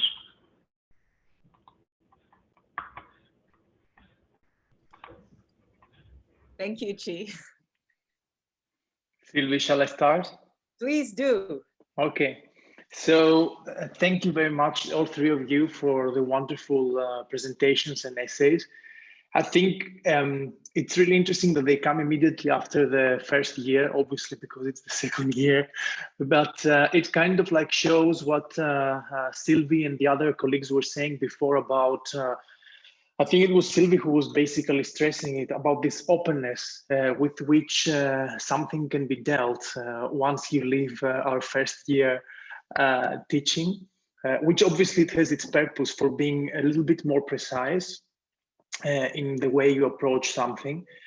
I would like to pose a question to all three of you, because somehow I took and I read all three essays as trying to do something very similar. Obviously, they're doing it in a very different way, but there is a common ground to me, which I think is, let's say, it also kind of like brings forward the most important thing that I think the history and theory program at the A is trying to do, following the genealogy of our beloved Mark Cousins, who is not here with us this year, unfortunately. And I think that for me, what all three essays are trying to do is create a space, and the space is in between the words of your writing and the other forms of visual materials that you are all using in order to make an argument. I'm going to try to be more specific about how each one of the three essays does it. And then I'm going to try to make a question to all three of you. I think Satvi's essay, I think for me, what you're trying to, like this dialogue you're trying to open in between the two cities, obviously criticizing, or let's say referring to this idea of colonialism. I think that you're using words in order to do that. And obviously it's very important for you in the way you place the words within the page. And I found that like extremely interesting and very inventive, obviously following the Mallarmé tradition. But what I really liked about it is that you had you were so brave in order to put forward your own reflection and the combination with which you kind of like described your own experience, but you were going further beyond that experience. I thought that was really interesting. Going to the second essay about the living archive, what I found extremely charming in the way you composed the essay was the way you utilize the footnotes. I mean, Mark always used to say that we take the footnotes as the space where we can actually breathe. And I found that this is like, I found your footnotes to be way more interesting, you know, in the way of what you were claiming, rather than the main body of your essay. Not that it wasn't interesting enough, but it was in the footnotes that I could be able to track more of your reflection. I think there was a nice frenetic energy in your essay, in the way you kind of like took the word archive and you slashed it, you know, but I think that it was the utilization of the footnotes that for me played the most important role. And then for Chi, I think there is this beautiful thing, this beautiful space that emerges in between the novel, right? The way you introduce the novel within your essay, and the imagery. I found the fact that you tried to connect it with a real place, a real land. I found that to be extremely interesting, you know? So like it was this openness with which you kind of like took it forward. Now the question is the following. I'm gonna be super clear. I think that really none of you made it 100% in order to really bring forward this space that is produced in between your writing and the different forms that you used, right? And I think that this is not only a question of formatting, but is a question of negotiation of the different forms that each one of these essays is kind of like trying to connect. So the question is very simple. If you were to use another form for your essay, what would that form be? Would you turn it into a film? Would you turn it into a comic strip? Would you turn it into a painting? Would you turn it into a poem? So be creative, because I think that, as I mentioned to you before, I think you're all very brave. You all did amazing work, but the space produced in between your writing and the different forms, is sort of like there, but it's not 100%. So how would you negotiate that space? How would you bring it forward? And you can be as open as you want. Should I go first? Go for it, yeah. Yes. That's an interesting question. I think that since you said poem, and I think that syntax kind of forms a big part of what I was trying to use to put forth my ideas and stuff. And since my format is essentially a letter or a dialogue, I feel like words would kind of be conveying that best. So yeah, I think I would keep it maybe written, or since I do have some sort of little bits of poems or sort of free kind of writing here and there, I think it would be interesting to tap more into that. But other than that, it would be very, very interesting to kind of work around this through kind of a documentary, because I know that I do, in terms of this Madraswadi settlement, I know that I drive past there almost every day. I live very close by, and I know a couple of people from there, and I have lots of films and videos, and I've kind of explored that settlement the best I can. And I think it would be very, very interesting to kind of show the inner workings of things. And since I'm kind of trying to put together a collective voice, and the voice of Mumbai, it would be interesting to actually get more voices to put into that. And a film would be very, it would be nice. Thank you. I think you should go for it. I think you should do it. Because I think, you know, the life of the essay doesn't stop with you submitting it or with you presenting it in the writing prize. And I think that this is something that will haunt you, you know. So absolutely. I wonder, sorry, I know the Cheng Xuan and Chi still have to answer, but Safi, I just wanted to, I don't know, has she frozen? Is she still there? She might actually be frozen. Sorry, I think just a second. But can you hear us? Oh, wonderful. Yeah. Great. I'm back. Okay. No, so just very quickly, about Manolis's question, which I think is wonderful, and your response. I'm going to do the total tutor thing where I'm going to say what I think you should have answered. You can totally ignore me, but I just have to put it out there. So I felt that your writing was there was movement in it, like real movement. I don't know how to describe it. And it seemed to me at moments almost as if I could feel that like a tension arise and then like backing down a bit. Like it felt, it either felt a little bit like a dance sometimes, or like a very like structured warfare.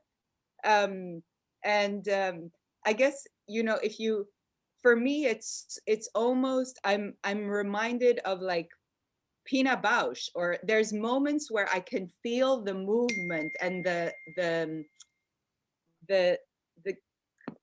space created by moments of tension and release. And totally not my place to say, but I would love to see a spatialized form of that, because it was very spatial, I thought, really. I just wanted to put that out there because I felt that while I was reading it, and I was like, holy moly. So somebody's about to punch somebody. Could I do a double tutor? Yeah, do a double tutor. I totally agree. Sorry, I apologize. I totally agree. There's a piece by Sarah Kane, British playwright, called Psychosis 4.48. It's I want it to be theatre. It's a one-woman show where she just, you know, presents this slightly mad but absolutely truthful monologue on, you know, the conditions of her experience. So that the epistolary form that the writing takes, and its monologue, I wanted to see theatre. Not in mind, thank you. I think the Cheng Xuan and then Chi, and give you a chance to answer. Sorry, we totally I went in there. Okay, can I just take the floor? So it is widely suggested that we tend to go from the specific to the or to the physic, from the physic to the metaphysic, or from the specific to the general, as we progress in the levels of studies. And it is widely related to the seek of an origin, or the seek of an argument that explains everything, or the, as I think, as has been mentioned previously, the genealogy of the effect of, or I'll call it, it's like an archaeology of it. But eventually this kind of seek of how the theoretical base of all of the facts that we have at hand will somewhat distill later on to the present, or will be facing the present.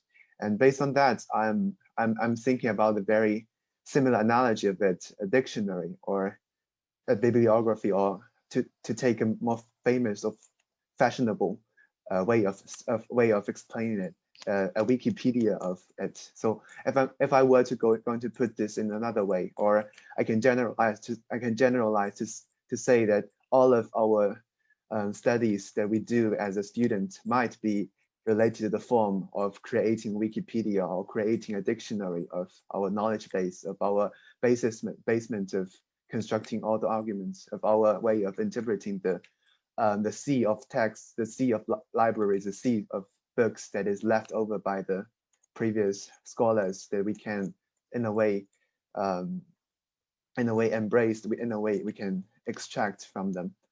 And in terms of my essay specifically, I'm talking about the living archive, or I have been talking about addressing the way that Jeremy Diller succeeded and failed in creating this living archive. So my way of physicalizing, or my way of doing an alternative way of a living archive, could be somewhat more supported with current technology of machine learning, with that kind of data processing tools, so that we can, so that another way of reading reality could be proposed, rather than the very secular, or the very mundane way of just playing it out again. I think there are much more possibilities enabled by the advanced technologies and data techniques, and the time is quite different from the time that Diller initiated this initiative, I think 20 or 30 years ago. And yeah, that's my answer to this question.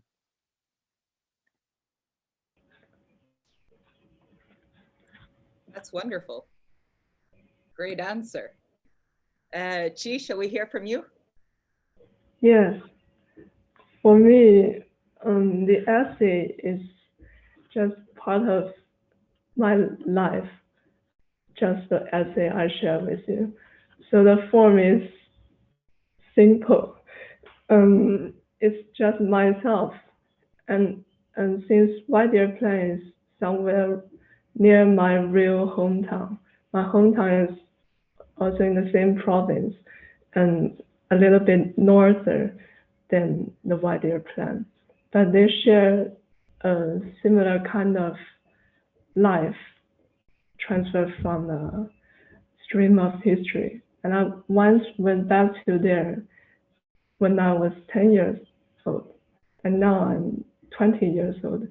So it's like the form is, I will go back to my hometown and live with my relatives there, maybe to exchange the experience with them, and also let them to teach me something I never have the opportunity to know. Since I did one similar trip to my mother's hometown. In China, it's very interesting, I think. I call Why Dear Plan or somewhere nearby my hometown, but actually it's just my father's or grandpa's hometown. But actually my mother is equally one parent of mine, but her hometown is not as recorded as the official hometown or the place I come from as my father's. But actually, similarly, I got really great experience in the spring holiday. So if I go there and I come back to London to even talk with you, or to do one bowl of noodle for you, or to do another project of architecture, myself is actually totally a new person.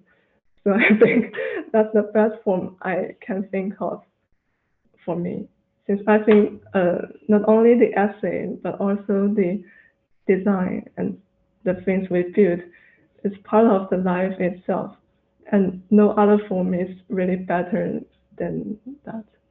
Yeah, that's my answer. What a beautiful answer. Thank you, Chi. So we have a few hands raised.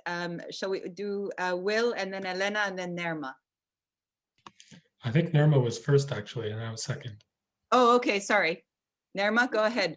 I'm happy for Will to go. No problem. Yeah. Shall I start then? Yeah, please. Okay.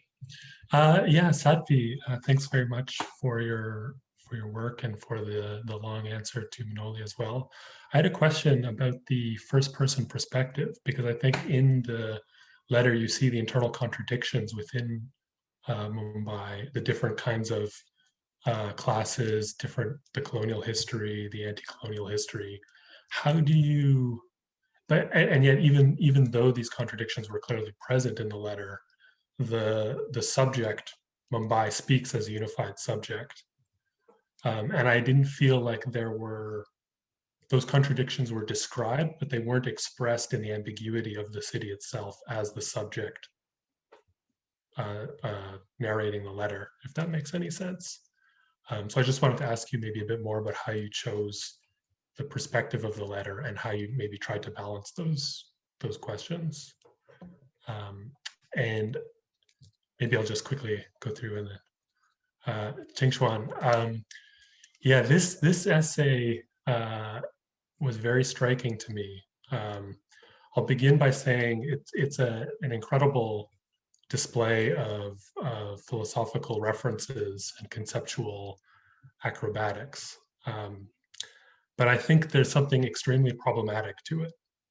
I know this is kind of more of a celebratory event than a real crit, but I basically think the stakes are too high not to talk about this for a moment.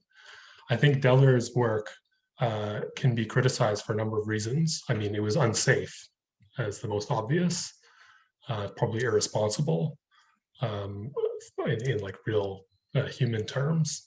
It's also a kind of a commodification of a history. This is sort of how Deller operates, right? He takes underground and antagonistic culture, and he produces works about it as the ethnographer. So there's a distance between the ethnographic subject and the material he's excavating.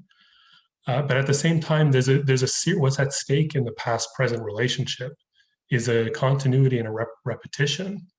I mean, the 80s, the Battle of Orgreave is in the context of the assassination of the labor movement in the UK by basically fascist state police under Thatcher. And in the present moment, in both the UK and in America and elsewhere, where police brutality, the suppression of movements, the defense of the right to protest and the right to be on the street are so crucial and fundamental today, I think the essay completely dodges the stakes that are actually at play in the material. And instead of talking about this history, talking about the stakes, it moves from history and stakes to etymology.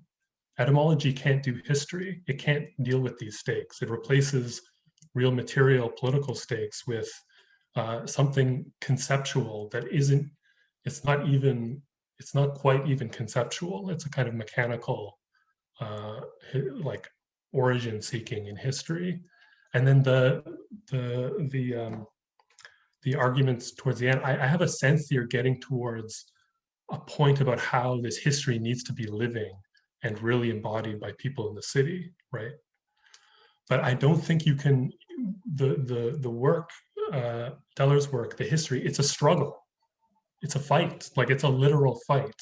And you can't replace struggles in history with a conceptual transformation and just say, this is the philosophical reference that accomplishes what Deller failed to accomplish. Deller can't accomplish the struggle. He's in a problematic way, he's representing the struggle and representing its continuity. But I really don't think, I mean, at best, this is, the essay is incredibly out of touch with the stakes of the material. And I don't know, I don't want to be like, it's obviously an extremely powerful and well-written essay with a lot of conceptual rigor and complexity. I don't know whether this is a failing of like HTS, that there's not enough H in the HTS here, but I really found the history profoundly lacking in this essay, despite its other powerful virtues, especially the one that Manoli pointed out, the use of footnotes and the like enormous wealth of reference material that you did use. Sorry to go off like that, and sorry, Satvi, to kind of like preempt your answer with that.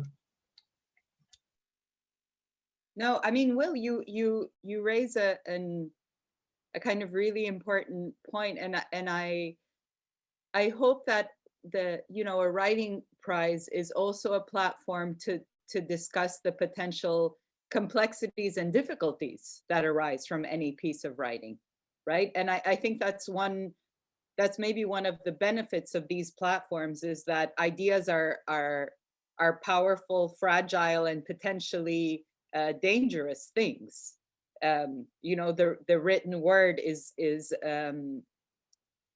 has definitely been in history weaponized, might be again. So I think it's an entirely important moment where the questioning of how do we balance out the H and the T's in this, when do we allow ourselves to kind of project meaning? I think it's vastly important, and a kind of joy to be part actually of that conversation. Yeah, I think this is an ambiguity in HTS and in architectural discourse, right? This framing of problems, a lot of the theoretical references you used, which were contemporary basically to the struggle, to the Battle of Orgreave, and to this moment in both like political history and cultural history. We have to think very critical about these tools and what they were actually a part of in real history, in the history of real struggle and people outside of the discipline, outside of the academy. So I think especially in the present, when struggles that had supposed to have been over, right, in the end of history announced by the postmodern era, when those struggles are obviously back in very real ways, we have to think critically about the discourses, even the power of the discourses that we use in architecture as in other cultural fields. I might quickly, before moving to Nerma, Chengshuan, would you like to say anything or comment on that, or ask Will a question, a follow-up? Yes, I think it's quite an honor to be at the floor to be replying to that question. I do acknowledge that there is, so the lack of the description of the specific ground for the struggle is somewhat a key flaw of the piece.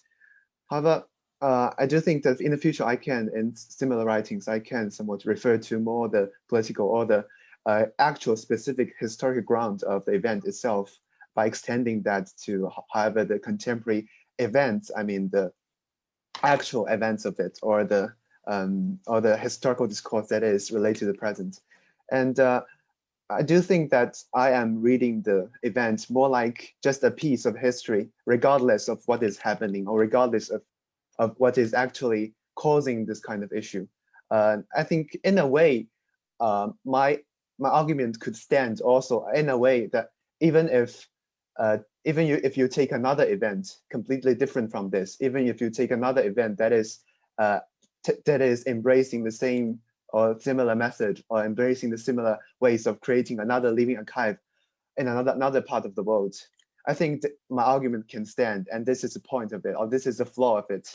It is, as you said, mechanically transcending from one event too far and too quickly before unveiling the true nature of the event, or unveiling the true stakeholders of the event, or unveiling the true mechanics, I mean, the social mechanics that is beneath event, and too quickly proceed or too quickly advance to a theoretical level. And this is kind of a very dangerous thing to do. And I'm quite not aware of this kind of progression too mechanically and too quickly from event to its metaphysics or to its to the sublime. And in the future, I can more enhance this bit, or I can make my essay truly historic as well as theoretical. Sylvie, could I just add one tiny point? Yes, please. Yeah. Shengwen, building on one thing. Another path might be is using the Hegelian master-slave dialectic. You touch on that at the end of the essay. I suppose the difficulty, so you bring history back in terms of, not a performance and a reenactment, but in terms of recognition of what's happened. And so I think where Hegel is successful in his writing, where it's theoretical, he's talking about the moment of a consciousness happening from history. By employing the trope or the example of a performance of history, you've removed us from the event itself, not that there's an origin, but that you've presented the reenactment as the moment of recognition rather than the analysis of what's happening in the event itself. So that could be to go back to Hegel, to look at that dialectic of the master and the slave could possibly lend some help there. I don't know. That's it, Sylvie. Can I just quickly reply to this? Super quickly. Okay, so I think my first impression is that I can recall a quote from Hegel that history happens twice. The first time as tragedy, the second time as farce. And that is a point that I should deviate from whatever reenactment to a recognition of it. And yeah, thank you for the comments. So very quickly, Sattvi, would you like to reply to Will, and then we move on to Nirma? Sure. Just to recount, so I think my reason for picking Mumbai as a sort of using that as kind of first person perspective, I kind of like the idea of thinking of Mumbai as an all-encompassing entity, like a sort of amalgamation of the voices of its people. And I think I like the idea of it being sort of omnipresent and knowing what people are thinking.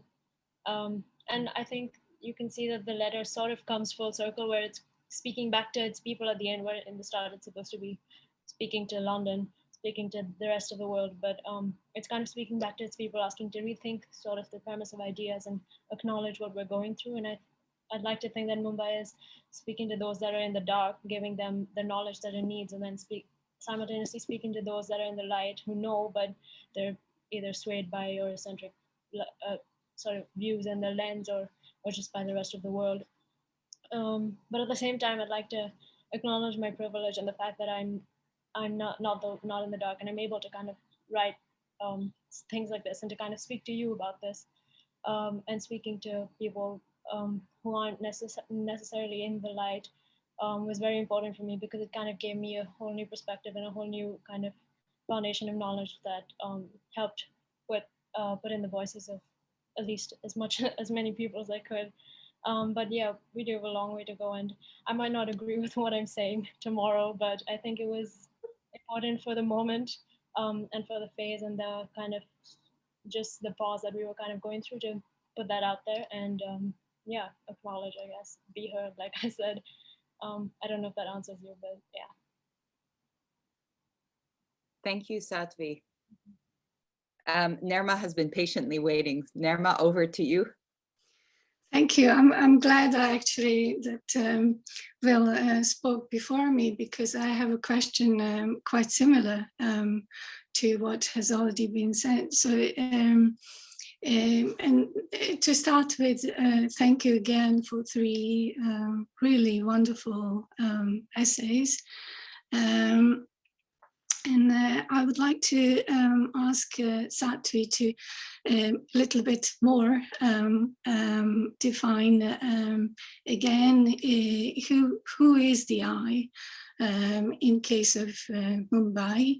And you often say my people, but you know, surely that's not interchangeable, and surely And also in terms of London, so who is the I in terms of London, and who is my people in terms of London, as well as in terms of this essay. So who is writing the essay, and who is the audience, or who are the kind of the target audience, or who are the, if you like, the opposing, the colonizing, the imperial audience. And for the second essay, the Cheng Xuan, I kind of, in some ways, I agree with Laura in terms of that it's Dallas project is very problematic, but I don't. I think that this just needed to be clarified more in your essay. I think that you are aware of it, and you are starting to kind of critique it, but it remained quite abstract. And I wanted to ask you to, if you could clarify a bit more in terms of how does panopticon become inter? How does it acquire this both this prefix inter panopticon? Who is being observed, and who is the observer? So the same kind of question as for Sattvi in terms of, you know, who is I, or who are my people? And if you can, to connect it not just to the historical event, but also to, again, what Will was suggesting, to now, and how are these struggles not over, far from over, how they so persistent so long after. And finally, for the last, another beautiful essay, I really, it was just so powerful, so poetic. If you could kind of expand a bit more on the connection between the organic, the meaning, the whiteness, and also something which was suggested, kind of the idea of decoy, or the idea of camouflage, and finally a female body, which was again kind of suggested in some ways quite explicitly, but I wondered if you could expand on it a little bit more.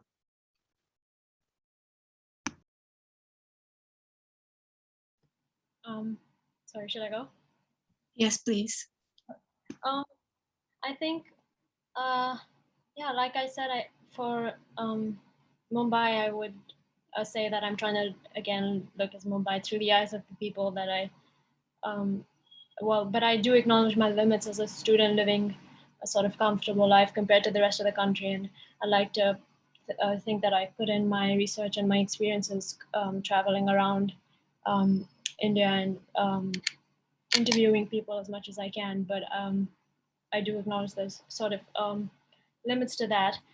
And in terms of, I found this relationship, of course, between Mumbai and London, because these are the two places that I'm living in, and I find that I'm often kind of conflicted about a lot of things. And in terms of who I would want to be speaking to through London is, I think I see that I have access to the education system, whatever little access there may be, and I see that I have access to people that are kind of higher up, and access to people that can, I don't know, start conversations about these things, and educated people. And but yeah, I'm not quite sure.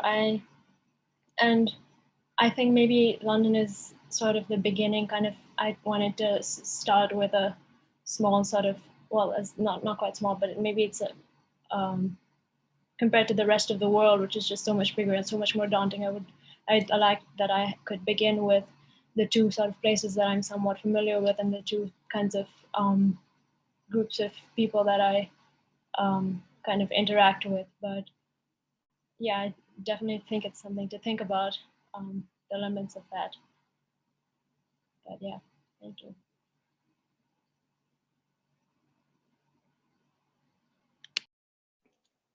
Okay, so I think for me, so it is too early, or it is too hard for me or too easily to propose this somewhat the social structure to formalize the transition from the interpanopticon, or from the panopticon to the interpanopticon. It requires very complex things, and requires, so the basic concept of it is that the rights, or the political rights, or I mean the power to write or to construct the history, is something that should be distributed, or is something that, if not distributed, will eventually end up in some kind of authoritative way of constructing the historical discourse.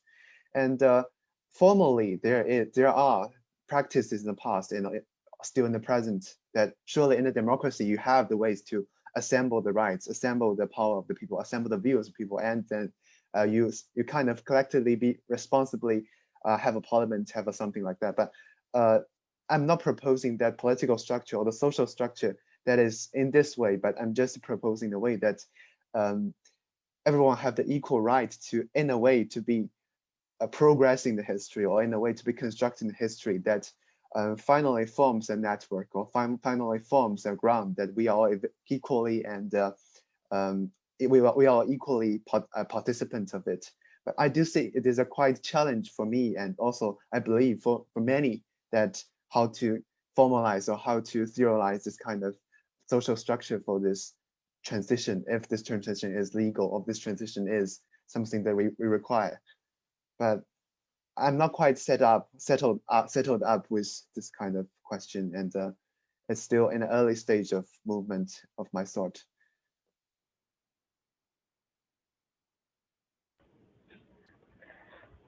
Okay, for me, I think the question is a little broad, and I want to focus on the parts of geometric and organic, since it brings me some other thoughts also linked to my design this term. I think now in the society we're living in, the geometric parts of the landscapes and our infrastructure is more like we use more machines and human-built geometric structures to link the human ourselves with the materialities, or with the our livings. Just like now I'm designing one sewage center, and also it's like a park. And at first I think, yes, maybe a park or a garden would be something organic, similar to the landscapes. And I wonder if design can really bring us back to something similar, as natural as the landscapes.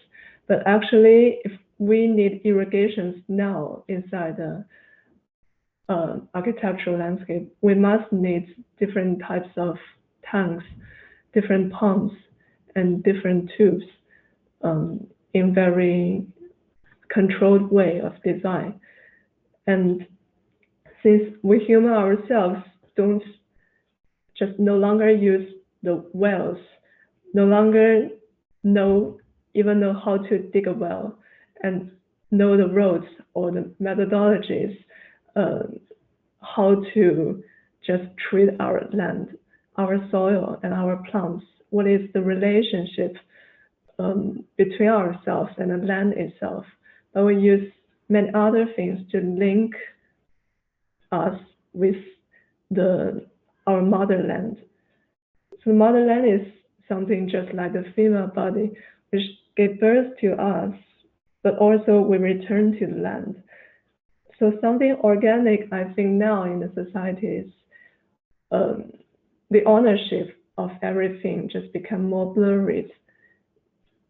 For example, is the garden, urban garden or park, or the square, or any other infrastructures, the commercial buildings. It's supposed to belong to everybody. Everyone can go into that and do not need a border stone to bound another family out of it, but everyone share the use of the urban space. But actually, in the world of 1-year plan, I don't take any critical points of what is right or wrong in these two forms of words, but it's interestingly somehow opposite.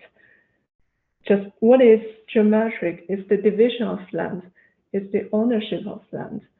And if this piece of farmland is belong to one family, and maybe during hundreds of years it belonged to only this line of people who share the most close blood. But actually, yes, this is what is the geometry of that. And also the part belong to the normal people, and part belong to someone in a higher social hierarchy. But what is organic is the relationship between people and the land itself. So at the time, people know how to do the irrigation, how to treat the animals, to help them to cultivate the land, and know how to choose their burial sites, and know all the very complex road around the mountains and landscapes. And even for me, a contemporary urban person, if someone led me to walk on the small road between two fields, maybe I'll have the danger of fell over, since my body, the body itself, is no longer really can be a part of the land, can adapt to the land, like the people in the wider planet. So that is what is the organic and geometric, one side of two sides of one coin, but in different times, things just become really different. Maybe it will go in cycles or maybe not. But it is just something I don't have the answer, but it brings me to think about it. It is not an answer, but yes, that's my thoughts on this question. Thank you. Thank you, Chi. Elena, so patiently waiting. If Sylvie, if you need to, is there still time, or do we need to move on? Yeah. I mean, if a little comment, I can be very brief. Go for it. Yeah. I guess yes. The first, I really enjoyed the three essays. I thought that they were really great.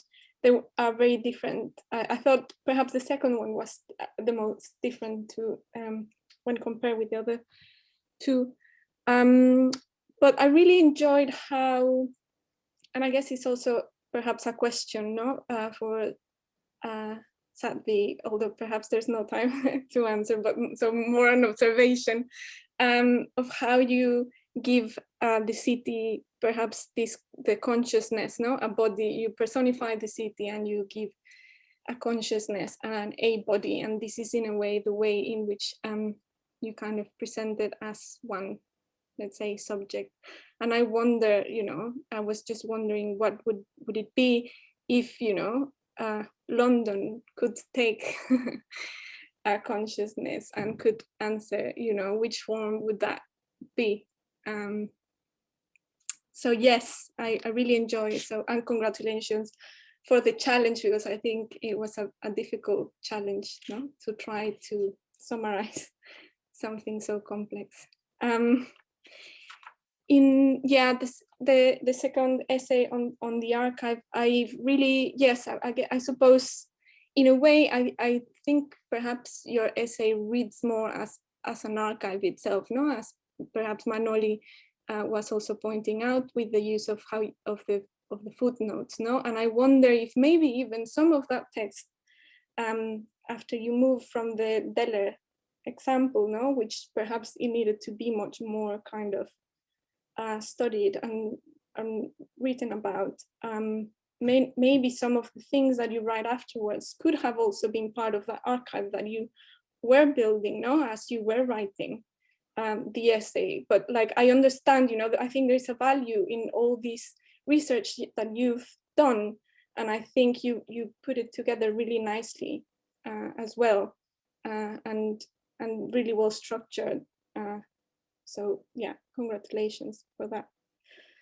And yes, I really enjoyed as well the third essay. I think what I really kind of take with me is how these kind of two, you see different approaches or attitudes towards land, and how these two approaches to land perhaps coexist and are negotiated through the boundary, no? And how and the form in which this boundary takes, and the text, I found it really clear and very enjoyable to read. So thank you. Thank you.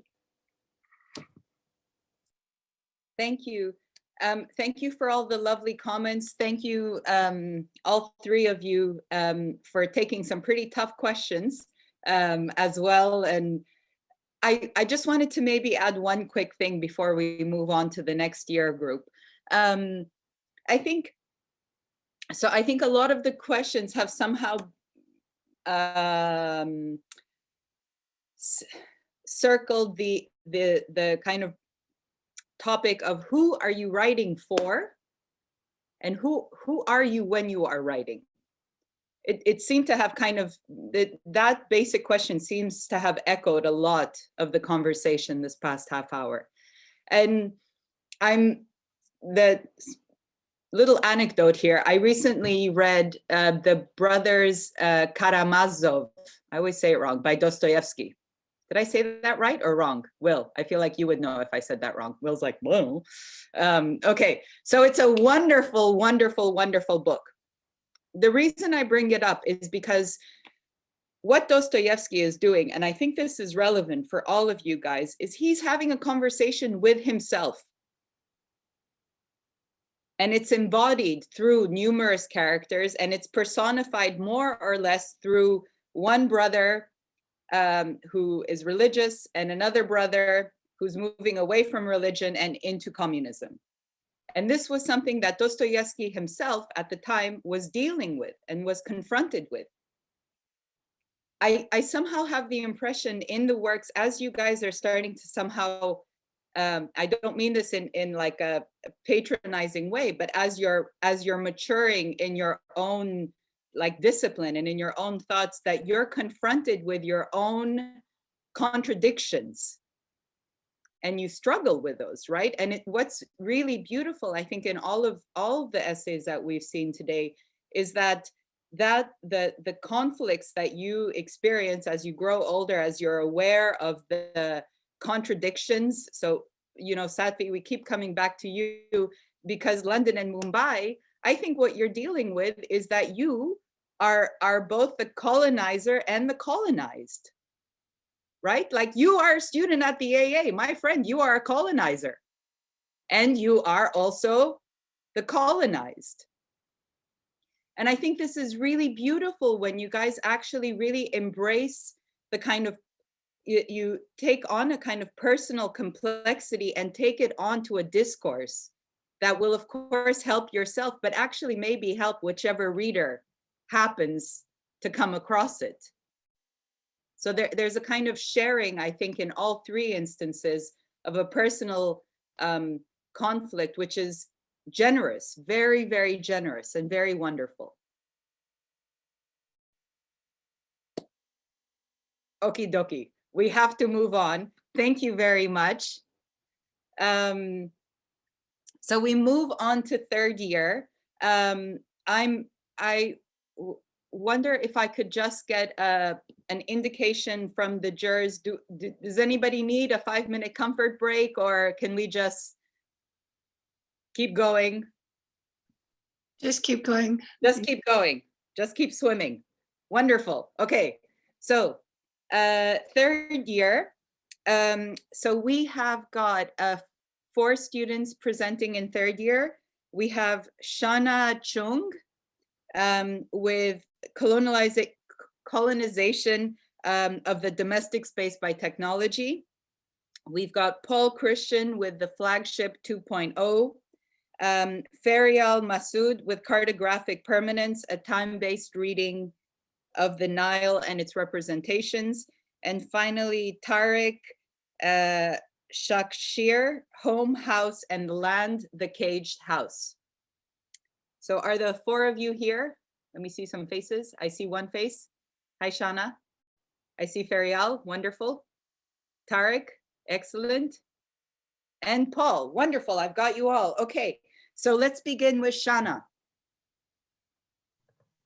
Hi, yeah, I think I'll just start by sharing my screen and sharing the presentation. Wonderful, thank you. Okay, so let me know, you can see a black screen, if that's... Yeah, we can see it. Okay. Awesome, then I'll just begin. So, colonization, the establishment of control over a person or group when governing a place or an area.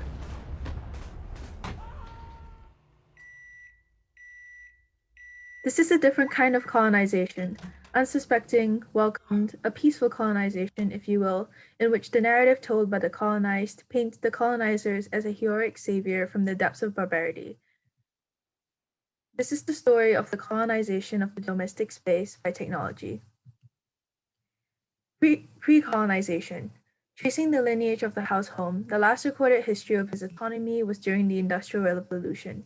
Centralization of heating and lighting shifted the control over the house from the individual flame of the candle to the gas industry, from the household inhabitants to an external system, and from that moment, the house would never be self-sufficient and autonomous again. Stage 1 is the kitchen. The invitation of these foreign technological entities into the house home changed both the physical shell of the house as a shelter and the familial intimacy associated with the home. To the inhabitant, the house is the crystallization of routine and ritual to provide orientation and stability. Thus, the moment in which behavior ritualistic eating practices were re-established due to the microwave as a domestic appliance, the first act of technological colonization is marked. As one time-saving device among many that instrumented the dissipation of the organized family mealtime, it symbolizes the dissolution of the dining table's association with a hearth that gathered people together after dark. When communal acts of cooking and dining are reduced to a singular individual, it would not be a stretch to say we inhabit not a house, but a room, metaphorically and literally. It is in the first stage of colonization that existing familial structures are demolished. Stage 2, the living room. Televisions, among many other devices, are able to facilitate a recruitment of other technological colonizers through home shopping channels. Before the individualization of mealtimes, the television had replaced the dining table as the new televisual hearth. At first, cable channels are able to conform to viewers' behavioral patterns with nightly sign-offs. However, the transition into 24-hour streams subjugated and reversed the wheel of power in controlling behavioral patterns, from the biological perspective of sleep to the mental realm of thoughts, and consequently, the physical proximity of individuals is infringed by the relocation of internal consciousness. Thus, the familial intimacy associated with the physical domestic space in relation to the concept of the home is challenged. In the remote-controlled house by Andrea Bronzi, the use of television as decoration to display boiling pasta was to emancipate the inhabitants from its consumption. However, this reality is a distorted reflection of our own contemporary condition as we turn on the television to act as background noise. In actuality, this constant conditioning to uncontrollable information, whether that is boiling pasta or something else entirely, surrenders more of our authority to the colonizers. It is the technology's near invisible presence that its invasion of our time and organization of familial structures are not regarded as intrusive. In the wake of its colonization is the modified notion of the default house home, as the term living room is now used interchangeably and even replaced by the television room. The new default house home is not designed for the nuclear family, but as a capitalistic receptacle to constantly updating devices. In the last stage of colonization, the physical shell of the house shelter as the locality of refuge and rest is deconstructed. With mobile colonizers, the house is reprogrammed from unproductive to productive. It is the autonomy paradox, an extension of work to 24 hours disguised as flexibility and accessibility. And while the previous colonizers occupied a designated region of the house home, these mobile colonizers intrude another level of intimacy, attaching itself to the human host, populating bathrooms, desks, and beds. Sleep, as the definitive state of non-production, is the antithesis to capitalism, and its conflicts within the locality of the bedroom has observed an increase in sleep deprivation as a contemporary phenomenon. It would not be a stretch to say that we are in the era of post-colonization, with the development of smart homes, where technological devices have become the location of residence. Thus, the house home is no longer invaded and colonized, but turned into the colonizer that places its occupants under a fully regulated environment to monitor, control, predict, suggest, and carry out courses of action for the user. This vision of the house of the future as a large-scale technological device is contradictory to the Smithson's appliance houses in their approach to reinforce the importance of the dwelling space by keeping appliances under control. The architectural solution of cubicles to hide appliances have been inverted as the technology becomes the interior space. Even without the full implementation of smart homes, the transition can already be seen through smaller smart, always-on listening appliances and devices, such as Amazon Alexa. Perhaps with the creation of this meticulously regulated ecosystem, the inhabitants of the house home will entirely submit itself to the neo-colonialism realm of the future. The question now becomes not how we are regulated, but why and for who, if not ourselves. Thank you.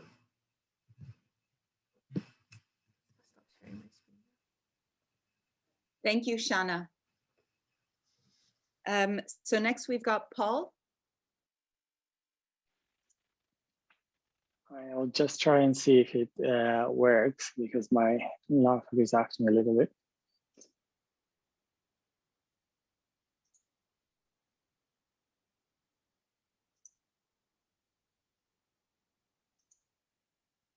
Can you see that? Yep. Perfect. So today I will be talking about a flagship 2.0 and basically I'm going to be looking at this transition from customer to user and praxis as an early indicator of emerging paradigms in retail design. Basically, sorry, just a second. I want to start by looking at what retail is and what we understand through retail. The definition, according to the Cambridge Dictionary, says that retail is the activity of selling goods to the public, usually in shops.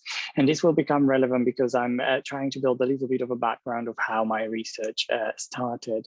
So I was looking primarily at the history of retail. And the reason it's relevant is because I want to understand the discrepancy that I have identified through my research. Between our fascination with historic forms of retail, such as trading and markets, and retail nowadays. It's also interesting to see how we separate this in the academic discourse within architecture. So we spend time looking at ancient markets like the agora, the bazaars, or many other forms of ancient markets. And what we really like to study is within architecture. Then we follow on in paying attention to the medieval times and the market squares, the tradesmen's shops, the rows. And then we start idealizing the markets, which inherently are one of the earliest forms of retail. Perhaps our fascination with marketplaces and trading is owed in part due to the large impact it had on our lives and the progress of our society, like the birth of the guild hall as a result of guild shops and many other institutions. And we see a renewed interest in basically in retail during the shopping arcades period. And we actually start to have people more contemporary to that period writing about it, like Walter Benjamin's Arcade Project. Or in literature, we have Balzac and his reflections in literature as he paints a very vivid image of the great poem of display chances, stanzas of color from the Church Madeleine to the Port Saint-Denis. But I think what's interesting is noticing the discrepancy as soon as this spectacle ends after the department stores. We start to lose interest in retail. As we transition to the shopping mall, the academic discourse in architecture surrounding retail disappears. The issues surrounding the lack of theoretical frameworks in retail architecture are perhaps more pervasive, as Daniel Herman claims in the Guide to Shopping. Architecture as a whole has nothing but contempt for shopping. The paucity of material published in architectural journals demonstrates just how much shopping is avoided. For instance, the Avery Index to architectural periodicals for the years 1977 to 97 yields about 355 citations for keyword mall, whereas keyword museum generates 5,987. And I found this very interesting because it shows how the academic discourse in architecture is very much not keen on tackling the subject of retail, while my essay actually argues that we could learn a lot from retail into architecture, into the wider academic discourse. So perhaps it is now more relevant than ever that we address this. And here is Rem Koolhaas's study where he talks about a crisis. In the wake of new technological advancements and the disruption inflicted by the age of the internet upon traditional retail, we witness a series of convulsions that emerge, and the shopping mall, department stores, and big box retail are increasingly losing their relevance. Traditional retail is quickly transposed in the area of the impractical, as it's completing its journey from a typology born out of need to its demise, and current retail typologies are no longer fit for purpose. So we see this articulated all throughout Rem Koolhaas's work in his essay on this crisis. However, a new mode of practice is emerging. In recent years, we have seen an acceleration in reshaping, reframing, and repurposing the department stores in particular, but this has expanded to the shopping malls and many other forms of retail. And now we would expect this to accelerate because of COVID. We witnessed the birth of experiential retail. In investigating new modes of practice, Nils Olsen highlights a series of disruptive design examples in pioneering retail architectural practice, as they start to remove the focus from the display window and inherently the product. Olsen reflects on the Prada store by Herzog and Muren, an early precursor of this movement, the spectacle store, a move towards the store as an experience, as an entirety.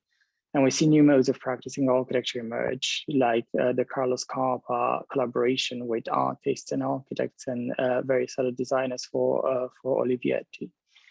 And it is here where I would argue that we notice a transition from customer to user. The visitor is no longer treated as someone visiting there to complete a purchase. Instead, it is there to spend time, to establish a new relationship to the businesses it interacts with. And perhaps it's time we expand that evolutionary study that Rem Koolhaas did almost 20 years ago, which I've started doing a little bit here, and I hope to continue. Since the mid-2010s, there's a series of very successful online businesses which were positioned to disrupt the sector. However, more recently, in taking online retail offline, these new businesses are recognizing the presence of the store as an opportunity to connect and promote experiences, identity, and lifestyle. We witnessed the birth of the flagship 2.0, and it is here where this flagship phenomenon takes place, in the Apple store. The companies are trying to establish new relationships. They become places where new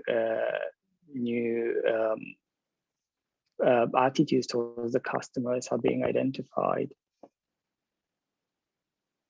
And that's a very extensive project from Foster and Partners together with Apple. And that's why I found it so interesting, in how just one architectural company has so much power in deciding how these stores get designed.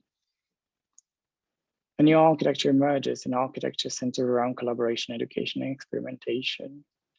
And as Madeline Hug, Associate Director at Benoit, where I've been undertaking my work practice, she argues that experiential design is the future of retail architecture, and a lot of effort is being employed in creating experiences that connect businesses and people. The user becomes the focus and the most valuable asset for a business. We are moving in an area where success is measured in footfall. And by talking about this, we also drew a parallel to Hosoya's and Schaffer's views on modernization and the idea of the stage set. So the shops are becoming a stage set. And we see different uses overlap, like nurseries that become restaurants, coffee shops and cycle shops, or this Dior pop-up store that is actually a private beach in Capri. So, as Rem Koolhaas argues, retail is the last form of public activity, and that's why it's so important that we start looking at what is happening. And in here, I did a diagram looking at what these overlaps might be. And this has actually, it's been coming from a project I have been working on in my architectural practice in retail architecture at Burrell. And that's it for me. Thank you, Paul. So next we move on to Ferial. Yeah, hello. I just have a YouTube link, I think. Yeah. Let me know if it works. Okay, so let's all go see that and be back in a 5.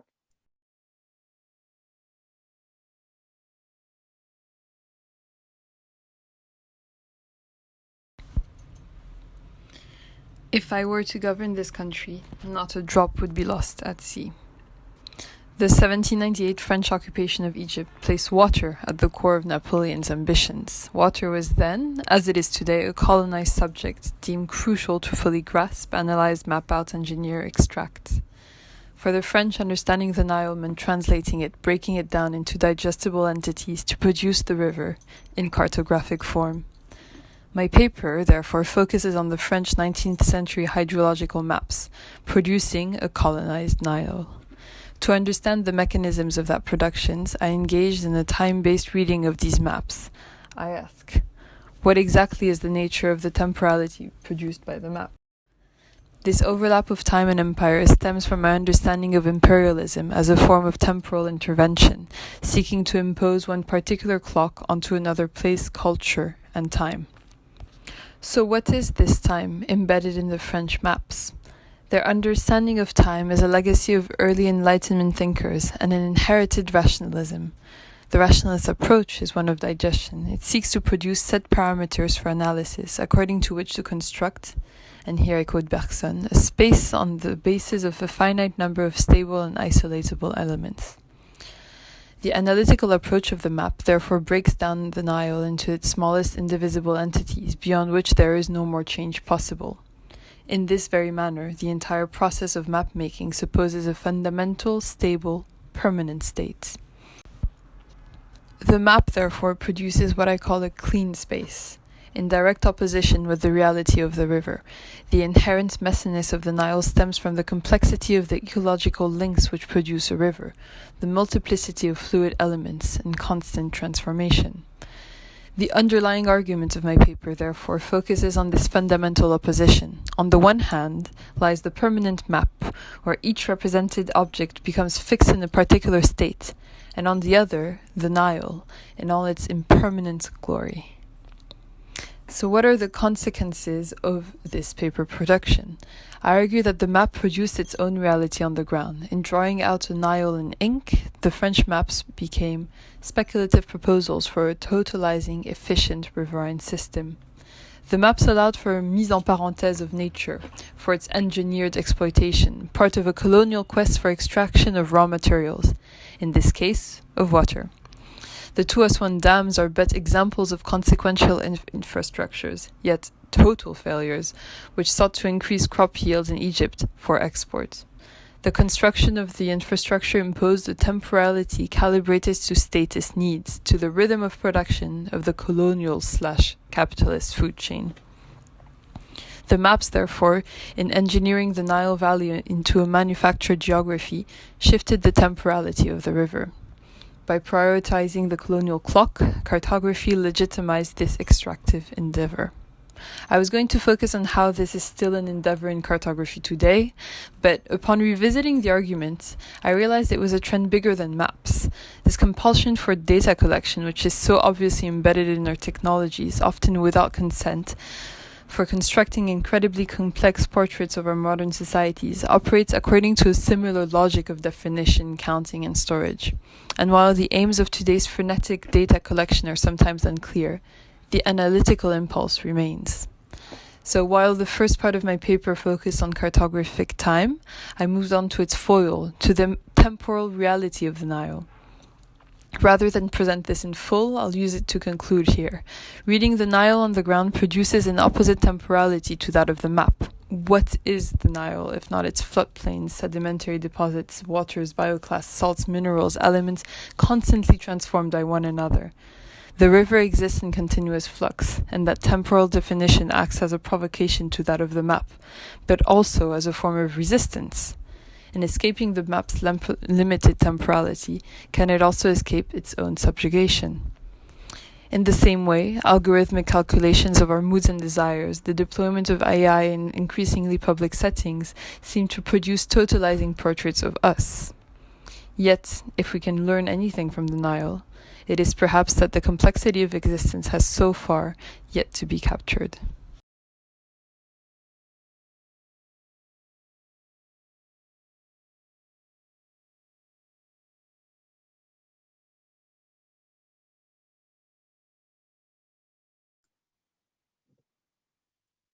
Can I get a thumbs up? Everyone's finished? Wonderful. Excellent. Okay, so finally moving on to the last presenter from third year, Tariq.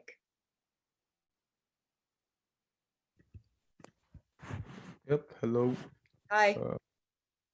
I'll just share my screen.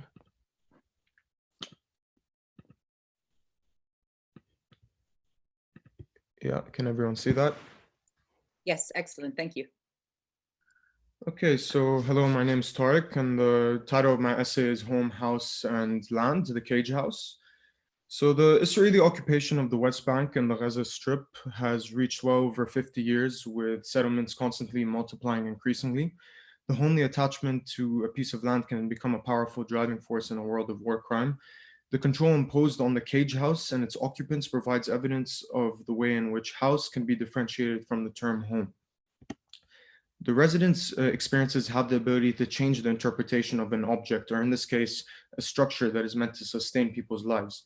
It can be assumed that the Israeli government views the structure as house, or rather one of the many pawns, as an obstacle in a military strategy on the scale of a map in a war that is essentially over the claim of the homeland. Home, on the other hand, implies land that becomes a construction for sustenance. The residents are forced to live in conditions that demonstrate how a house can influence their sustenance of home. Hence, this essay will explore how simple terms of home, house, and homeland and their correlation with each other have the ability to shape contours of conflict and are used as strategies to consequently potentially decide its outcomes. So Tel Rumeida settlement is an example of the many settlements in the West Bank. It surrounds the home of the Palestinian family of Abu Aisha. In summary, this home is known as the cage house because it resembles a cage in which the family is forced to protect every window, every entrance with steel nets. The house looks like what you see on the screen, and on top of this, these residents are forced to live with restrictions that pose threats to their lives. And at the small scale of the house unity, the first strategy correlates the terms home and house. And the cage house is essentially a home to the Abu Aisha family. The house is monitored by watch posts, cameras, and checkpoints. These checkpoints are used to make them feel threatened to the point where they want to leave. And the military uses this strategy to continuously make the village feel unhomely, which deteriorates the connection that the Palestinians have to the land, as they're exhausted of options that will allow them to live their regular lives. And I compare this relationship to the system of the panopticon, which allows authority to dominate its inhabitants, and the residents as the prisoners who are at the receiving end of asymmetrical surveillance. A second strategy can be demonstrated from a further scale that can be understood through a map and correlates the terms house and land. And that is the division of the two sectors in the area, H1 under Palestinian Authority and H2 under Israeli. This is a political and military strategy that is used to expand the Jewish settlements and make domestic life difficult for Palestinians. This can be seen as points and lines, which is a networked system that overlays a complex matrix of spatial control. The points represent Israel's settlements, while the lines represent their communication and transport connections. And this is used to create wedges that open the terrain to further colonization by enabling larger populations to migrate to the settlements. And the points and lines strategy creates a military strategic kind of advantage for the protagonist, whereby They're afforded a high level of mobility while enemy movement is severely inhibited. A third strategy is identified in the analysis of the genealogy of the Palestinian people and the historiography of the land on which they originated, which correlates the term, all three terms, just home and land. In the early years when the Israelites were dispersed across Europe, they wished to settle somewhere to become their own state. And Palestinians now live under military occupation and are denied the state on the Arabian land in which they originated. On the other hand, to the Israelis, this has become their homeland as established by the UN and want to protect it.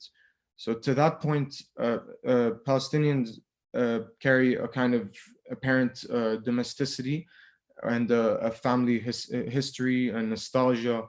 However, a homeland can no longer have homely attributes when somewhere you believe is safe and familiar is exploited. And the Israeli argument is that it's not really illegal because Palestine isn't officially a state. And this becomes a question of legality in war. And this is a war structured around the connection of home and land by essentially destroying homes. The fourth strategy at the scale of demographics by neighborhood correlates all three terms, house, land, and home. And these kind of planning policies do not only establish spatial but demographic targets, and the government uses discriminatory zoning, housing evictions, and house evictions and demolition, as well as the formation of a wall around settlements which segregates the two lifestyles of the city inhabitants. Therefore, rather than unifying, these policies have created a fragmented city that is infiltrated by zones that create hostile internal borders. And on top of this, the government is destroying modes of life. For example, they're forcing herders in Hamsa to abandon the area. However, the herders say that the proposed land is not fit to accommodate their current ways of life through agriculture and herding livestock, and are not able to sustain themselves as they would usually. So yeah, in conclusion, home, house, and land can be powerful terms that prove through the examples of the case study strategies that their correlation with each other have the ability to shape the contours of the conflict. Yeah. Thank you, Tarek.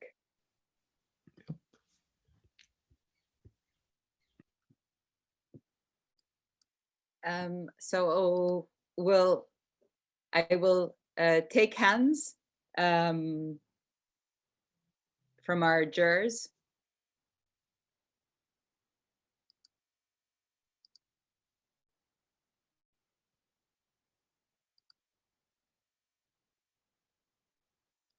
Maybe until I get a sign from, oh, Claire? I don't know how to use the hand, sorry.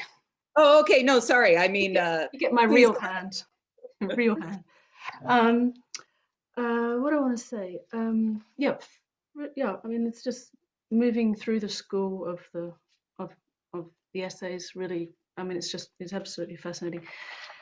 And again, for 4 essays that on my list of students that I really enjoyed very much. One thing I want to thread through, if I may, thinking about them collectively. Starting with Tarek's, is this notion of the uncanny. So the home, the Heimlich and the unheimlich. There was a review I saw in your bibliography, Tarek, a reference to Anthony Vidler's book on architecture and the uncanny, which was reviewed by Mark Cousins in AA Files a while ago, and I love that review. And it begins with this image of a wall being taken down in a house, and by chance behind this wall is a tiny little child's shoe, and it was this unexpected little shoe behind this wall. Nothing should have been there, but there was this tiny little shoe, and he uses this image of the shoe, which kind of haunts the whole essay, of the thing that is, from Freud, the thing that is familiar that returns. And so the idea with the unheimlich or the unhomely is the thing that is familiar, that exists and is uncovered by repression, through repression. And so this kind of the trace of, I suppose I wanted to ask you and think about this notion of what to complicate the issue a little bit between home, house and land. What is it that returns and makes the site of analysis more complicated? You're obviously, the essay is polemic in the sense of where its allegiances fall, but I suppose this sense of disrupting the sense of the identity of the home through the picture of the cage, using that as a way to both demarcate something but also open something up. I suppose I wanted to just provoke a little bit and ask whether, from an uncanny point of view, if something is existing there that is already present. Looking at Shana's excellent essay on the home as well, I had the same kind of sense of the uncanny, of the homely being present. It made me think of Proust on his deathbed. He dies in 1922 in his bed, covered in books and covered in ink. He didn't talk about the colonization of the home space. He didn't leave his bed for his entire time to write. So he wanted everything he wanted the space. He constructed the space in a way for it to be absolutely impinged upon, such that he wrote in one space that there was no divide between day and night, leisure time and productivity. Everything was blurred. And so I suppose the premise of things being separated, of an ideal as opposed to a productivity that we want to keep outside or away from ourselves as enhanced by technology. I suppose I wanted to question that premise a little bit, and again this kind of sense of, were these technological objects already there? I know they're embodied by the shiny form of the Alexa or the whatever, but was a trace of them already there? Are we just bringing in things that were in some kind of fragmented, tiny trace? Were they already there? So that provocation on that one. Ferial's piece, what a journey to go on. Absolutely loved it. It relates back to your work that I've read of yours for 3 years now, that I've just enjoyed immensely, and your exploration of Egypt and all of its dimensions. Now we've moved to water.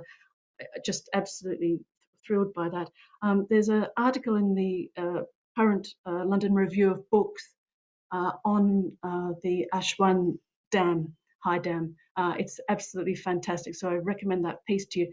And it's all about the water, of course. And so I suppose going back to this idea of the uncanny, the water, there's a premise in your work that I just wanted to question a little bit, which is that this kind of opposition that you make between map and territory. I would question that opposition in itself. Water, as we know, especially from an architectural point of view, when you've got a leaking roof, as I do, water finds its level, it finds its path through. It is the most tricky thing, and so I would argue that I wanted to see a little bit more with your maps. You use the idea of ink, and you use the idea of the ink of the water. That I suppose I'm pushing the deconstructionist side of it.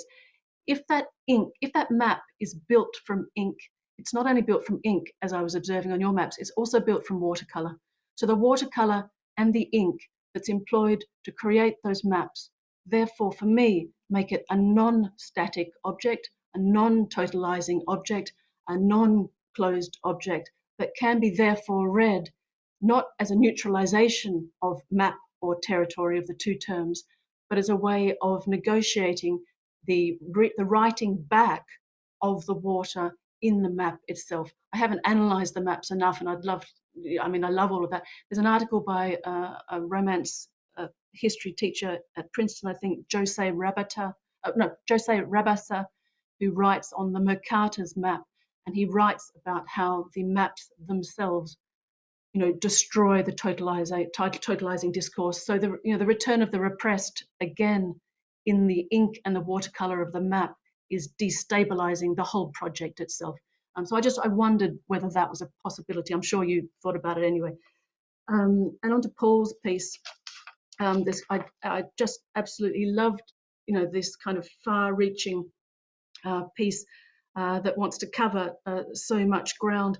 It's like a semiotics of, thinking back to Roland Barthes, the semiotics of retail architecture, of its signs, the science of the life of its signs, the science of how we read those architectural, those kind of taboo architectural spaces that we don't want to talk about, even though, perhaps architecture is one of the most material practices of, not only consummation, consuming, but building.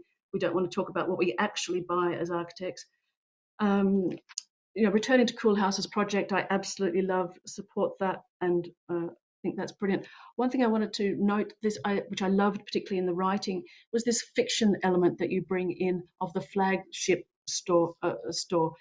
It reminded me of the word flagstone, and a flagstone in its old etymological sense means turf. Flag in Old Middle English means turf.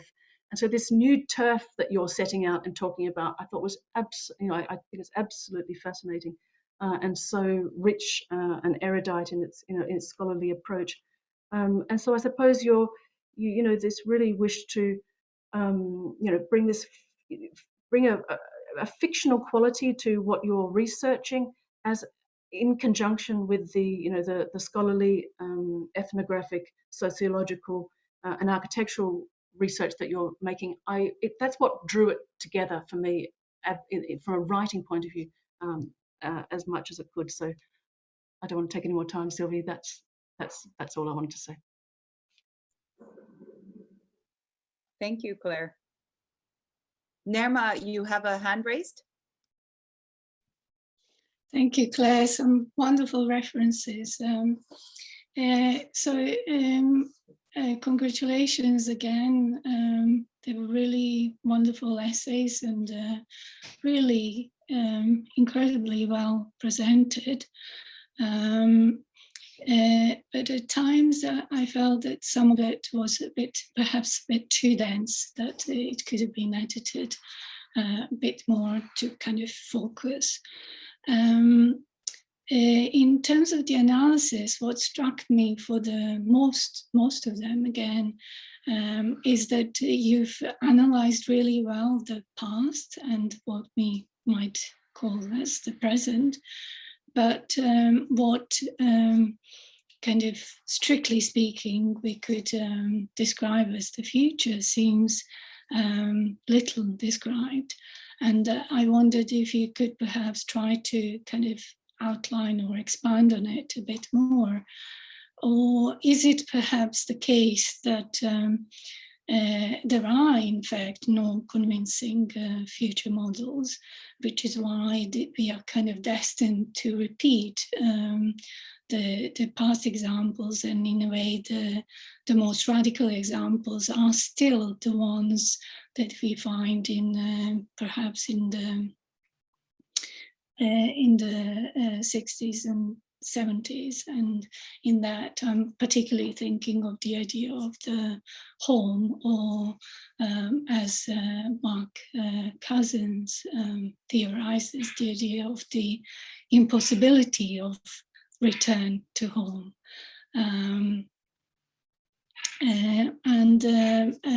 So I wondered if you could perhaps each one of you just say a little bit about the kind of the future, the speculative part.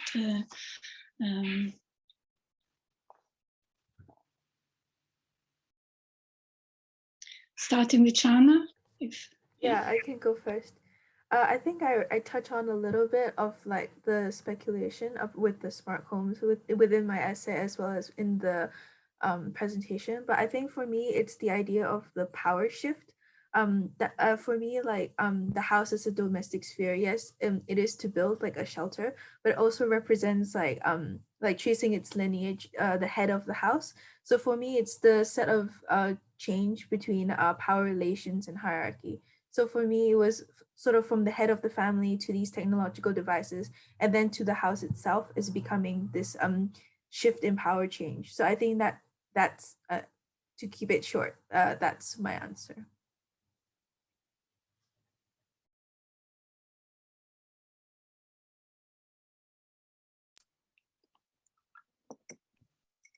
Anyone else? Tarek? Paul? Well, honestly, I'm trying to think about it myself, because I'm not really sure how to answer that. I mean, because in my case, you know, this is kind of forced upon them in a way. So you know, looking at the past and trying to analyze the future it's I'm not sure what to say to that. I don't know if that makes sense. Like,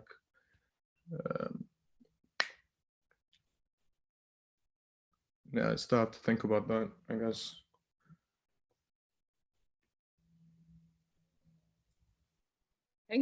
I think you've replied, actually. Yeah. Yeah. Sorry, I know that there's two more students to, actually, I won't say anything until the other answer. Ferial, maybe? Yeah, I mean, I think I agree with Tarek in a way about, or maybe part of it. So I don't know, about the idea that, like, I feel like a lot of the answers towards the future were just like contained in the past already and haven't really been like adapted for the future yet. I mean, that was very much like what I was presenting in terms of the opposition, like the other way of understanding the narrow and temporality could like hint to different possibilities for engaging with it. But then, yeah, in terms of like cartography and whatever, like there are obvious like links to the way in which like maps are produced today, even though it's a different technology. But I really think it's like a broader, like impetus of just like collecting or like rationalizing behavior or like landscapes and then translating them to be able to use them. Yeah.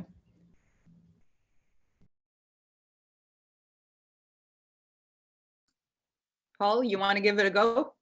I think you might be best suited to answer this question, actually. Yes, I think, well, basically, it's also because it's a running interest of mine, what's happening in retail architecture, because I have some previous experience in working in architecture, but it's only last year that I started working in retail architecture, and it was a completely new universe to me. And as I write in my essay, what I was most surprised about was the design process in itself and the kind of language employed during that design process, which to me highlighted there is something about it.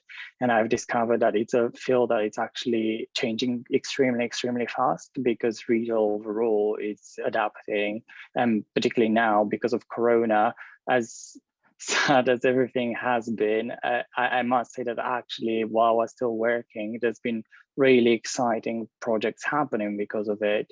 And I think definitely in terms of future direction, there is a lot to be explored in there. And I'm really, really hoping to be able to expand on this essay, because realistically, I think this was just there to set my interest, to express my idea about what the lack is, what the lack that I identify in terms of the academic work in the field.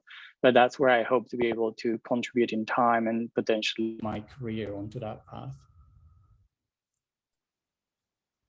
I wonder, I know there's quite a few hands raised, but I just wonder if I can quickly put something out there in relation to Nerma's question. So I would maybe kind of put the provocation that the reason that Tarek and Ferial had a bit of a hard time answering this question is because I might wonder if the future is a notion that only belongs to certain modes of thought, right? So like, sorry about this. Like, okay. I think arguments could be made that also there's a kind of weird merging, right? Because we have architecture really acknowledged and emerged as acknowledged in the Renaissance. And with the Renaissance, we go straight into the scientific revolution, we go straight into the industrial revolution, so on and so on and so on. And that's really the birth of the future.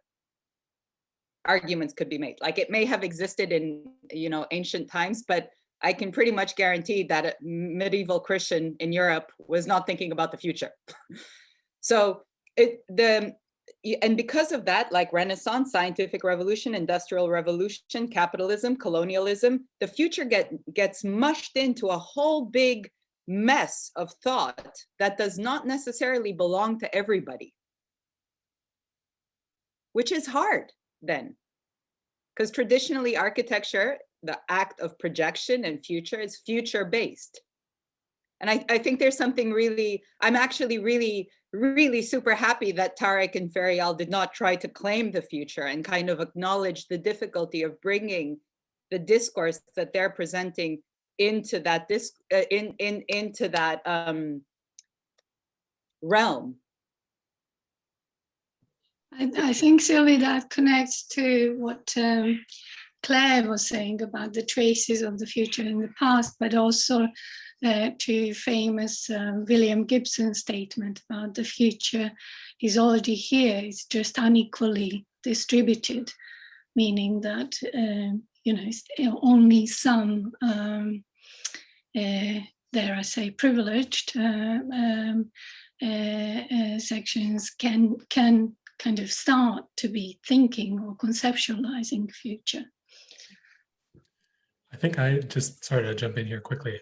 I think for me, this returns to a point from the last group. My interpretation of Tarek's response, and Tarek, please correct me, is that the future is a matter of struggle. The future is not a conceptual projection we can make right now. We can't construct a concept of the future in abstraction from the real struggle.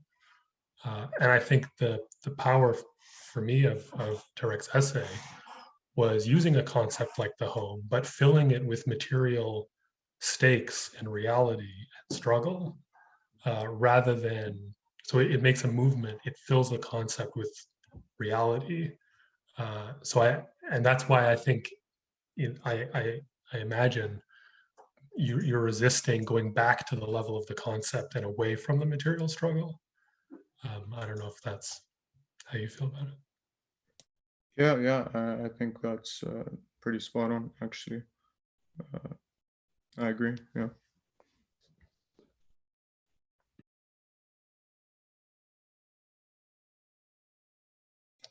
You're muted. Yeah, I thought I saw Ferial moving towards the screen to say something. Did I misread that or no? Yeah, but I just wanted to answer your definition of the future, which I completely agree with. But in relation to Todd, it's like just context, I think, in general, but like essay specifically as well.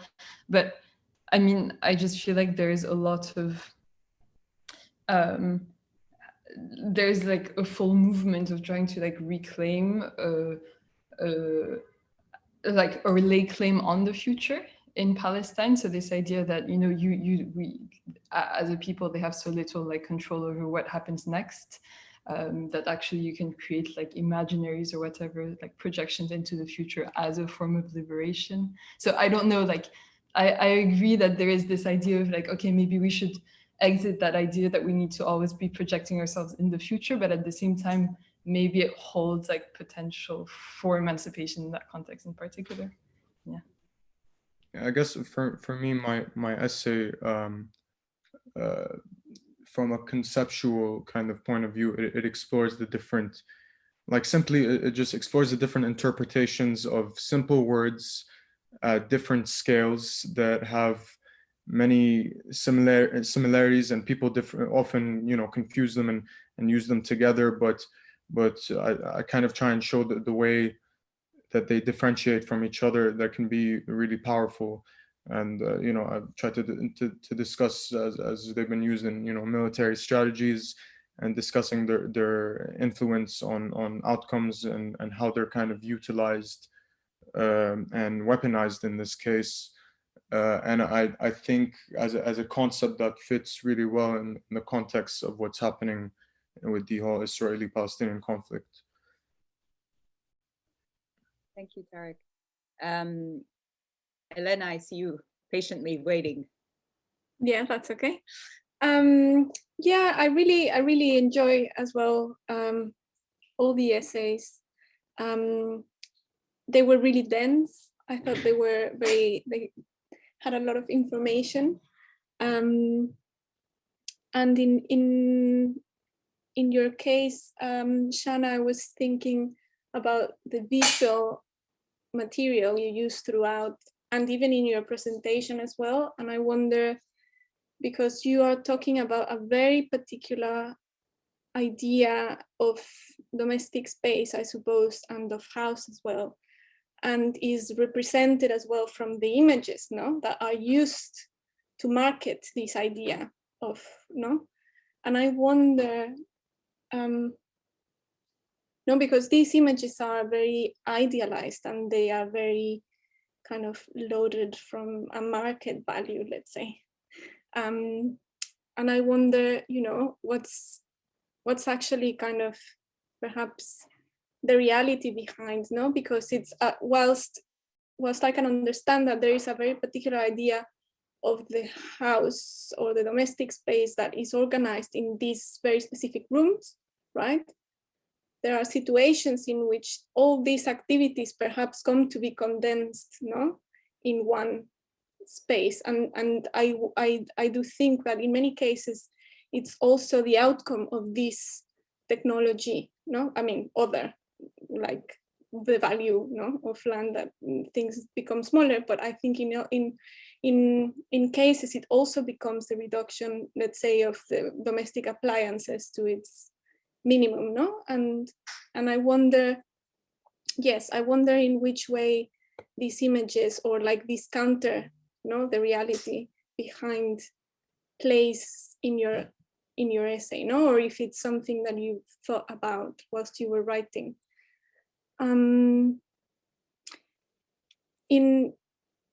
For your essay, Paul, I really enjoyed reading. It was really ambitious essay, very I really enjoy as well reading it.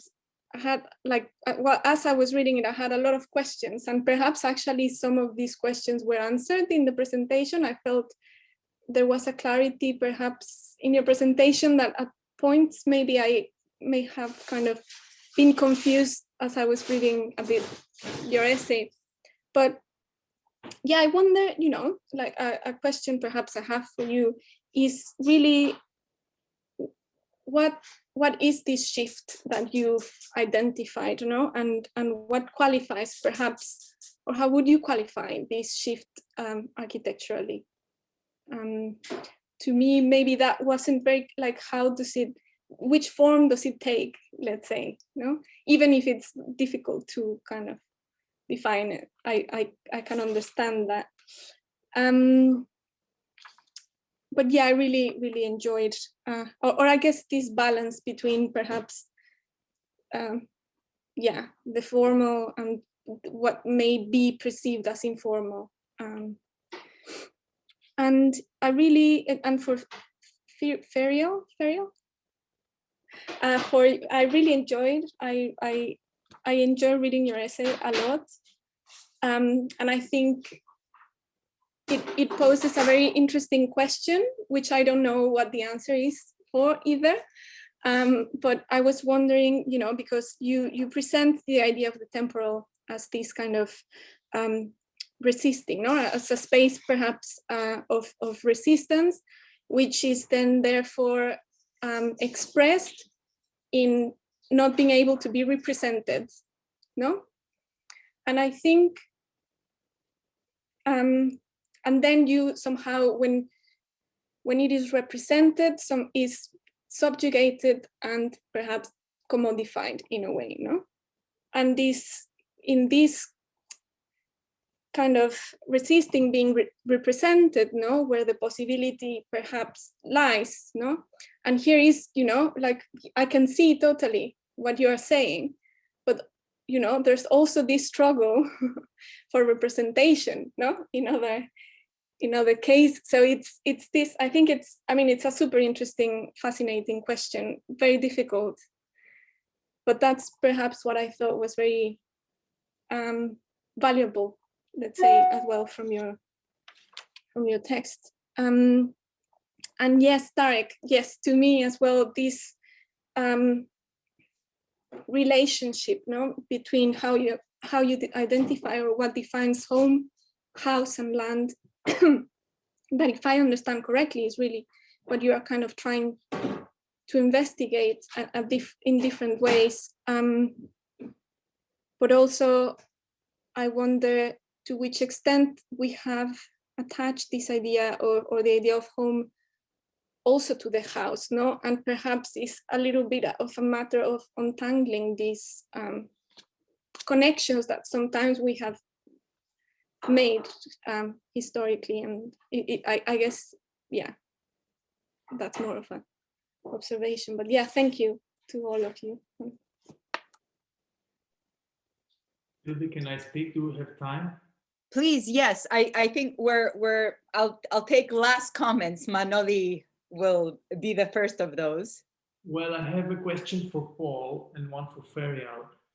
Paul, one thing that I enjoyed all of the essays, so thank you very much. But Paul, one thing I couldn't understand is whether, from your essays, whether you are arguing for or against retail.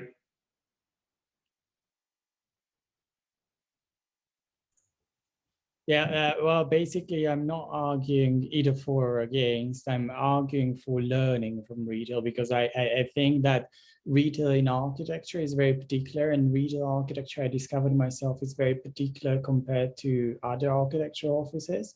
And I think that's what I'm actually arguing for, because there's so much to learn in there, in my opinion.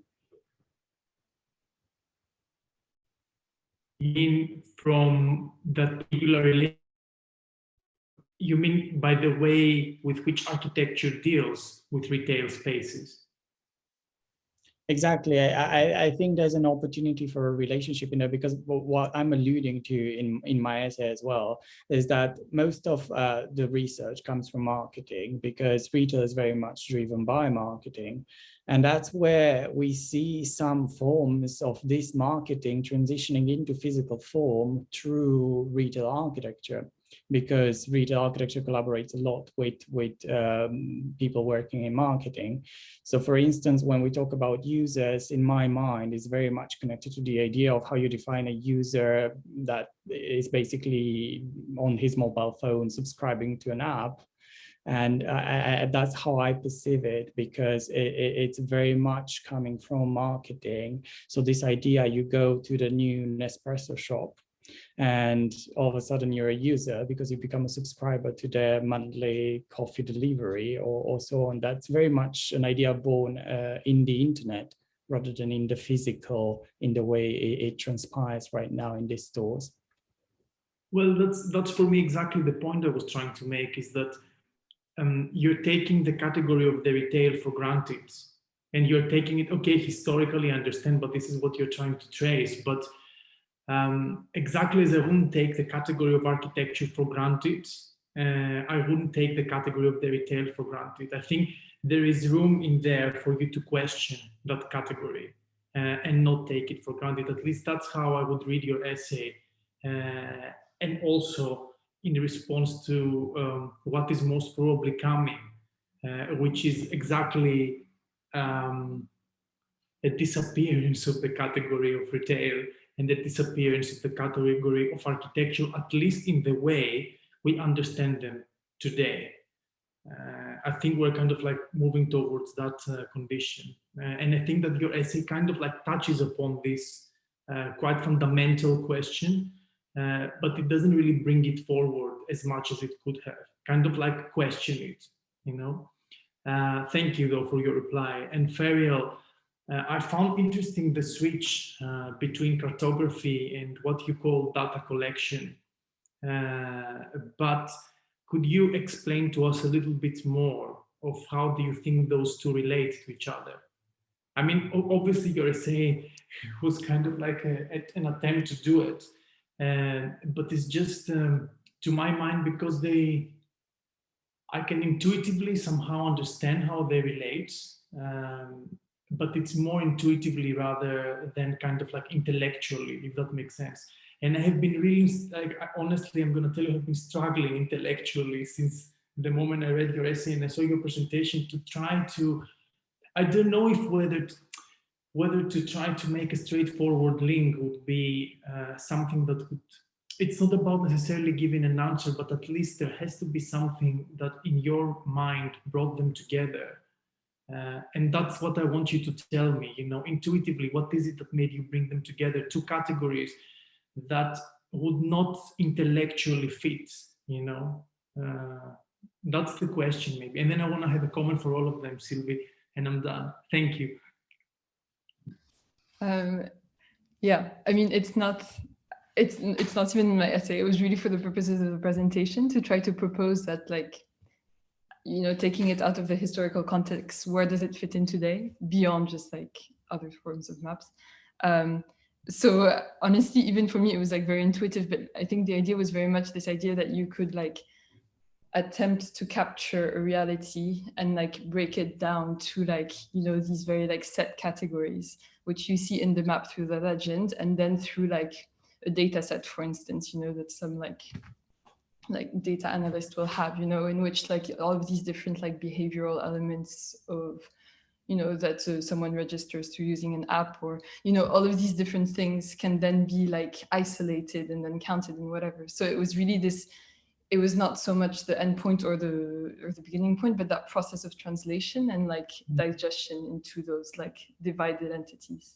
Well, you see, it brought to my mind, there was this very revolutionary paper that was written in the 50s by a mathematician. I can find it and give it to you, where the whole idea of the digital is being based upon, which basically says that there is on the understanding of data as being something that can be quantified, right? And that's for the beginning of your sentence, or at least for me. So there was this very, like, the notion of the digital in general was based on a revolutionary way of looking into collection of data. And that was that data could be something that could be quantified, you know, that they could be measured, right? So I think intuitively there is something that has to do with this. You call it an act of translation, but I would call it an act of being able to quantify something or measure it, right? And at the same time, like, lay it out, right? And I think that for me, that would be my intuitive response of how these two come together. But I think there's something strong in there, which I would definitely tell you that you should look into it further intellectually. Now, the general comment I wanted to say is that I found all of the essays, I mean, it was said already, but I think this idea of the technology, which is a common denominator in all four of them, I think it's very interesting. But what I would say is that the way with which each paper understands or deals with the term of technology is very, very different. And I think that what would really what I would invite each one of the candidates to think is, like, what are the questions that are emerging around the word technology throughout the way they have dealt, each one of them with a very different topic. But let's say, what I'm trying to say is that, you know, the very famous Cedric Price phrase where he said that if technology is the answer, what is the question, right? But even in that kind of proposition, the word technology is being used quite in homogeneity, as if technology kind of like can stand for one thing, right? And I don't think it does anymore, right? So what I would say is that each one of these essays poses a question about our definition and understanding of technology. And what is for me interesting is that you could almost not trace in any single one of the student papers, you know, a rationale around it, you know. Everything seems to be quite intuitively worked through. And I think that's why it's really worth for each one of you asking yourselves, you know, how do you understand and use the term technology? Even in the case of, in the first essay, that it was about, it was a much more straightforward understanding of the term, you know. Even there, you know, one could start questioning the term. So that's it. Thank you very much. Thank you. So we have run significantly over time, and there's another prize event starting at 2 o'clock, and we still have to have our private conversation. So I may just extend a very massive, extreme thank you to everybody who presented today. It's just been an absolute pleasure and joy. So a kind of, round of applause to all of you. That was absolutely great. I'm going to kindly encourage you to leave the Zoom call so that we may gossip about you behind your back. I'm not sure. I'm not sure exactly when it is that we announce the results. I have the feeling that it's very soon. So it might actually be like tomorrow morning or kind of by the end of this week. But I'm pretty sure I speak on the behalf of all the jurors here. It's just been an absolute joy. You've all got something wonderful going on with the relationship that you've established to writing. Just keep at it. You know, if this is what's happening when you're in years 1, 2, or 3, we anticipate seeing you in years 4 and 5 back at the writing prize. So keep at it. Absolutely wonderful. Thank you so much. And with all gentleness, please leave the room.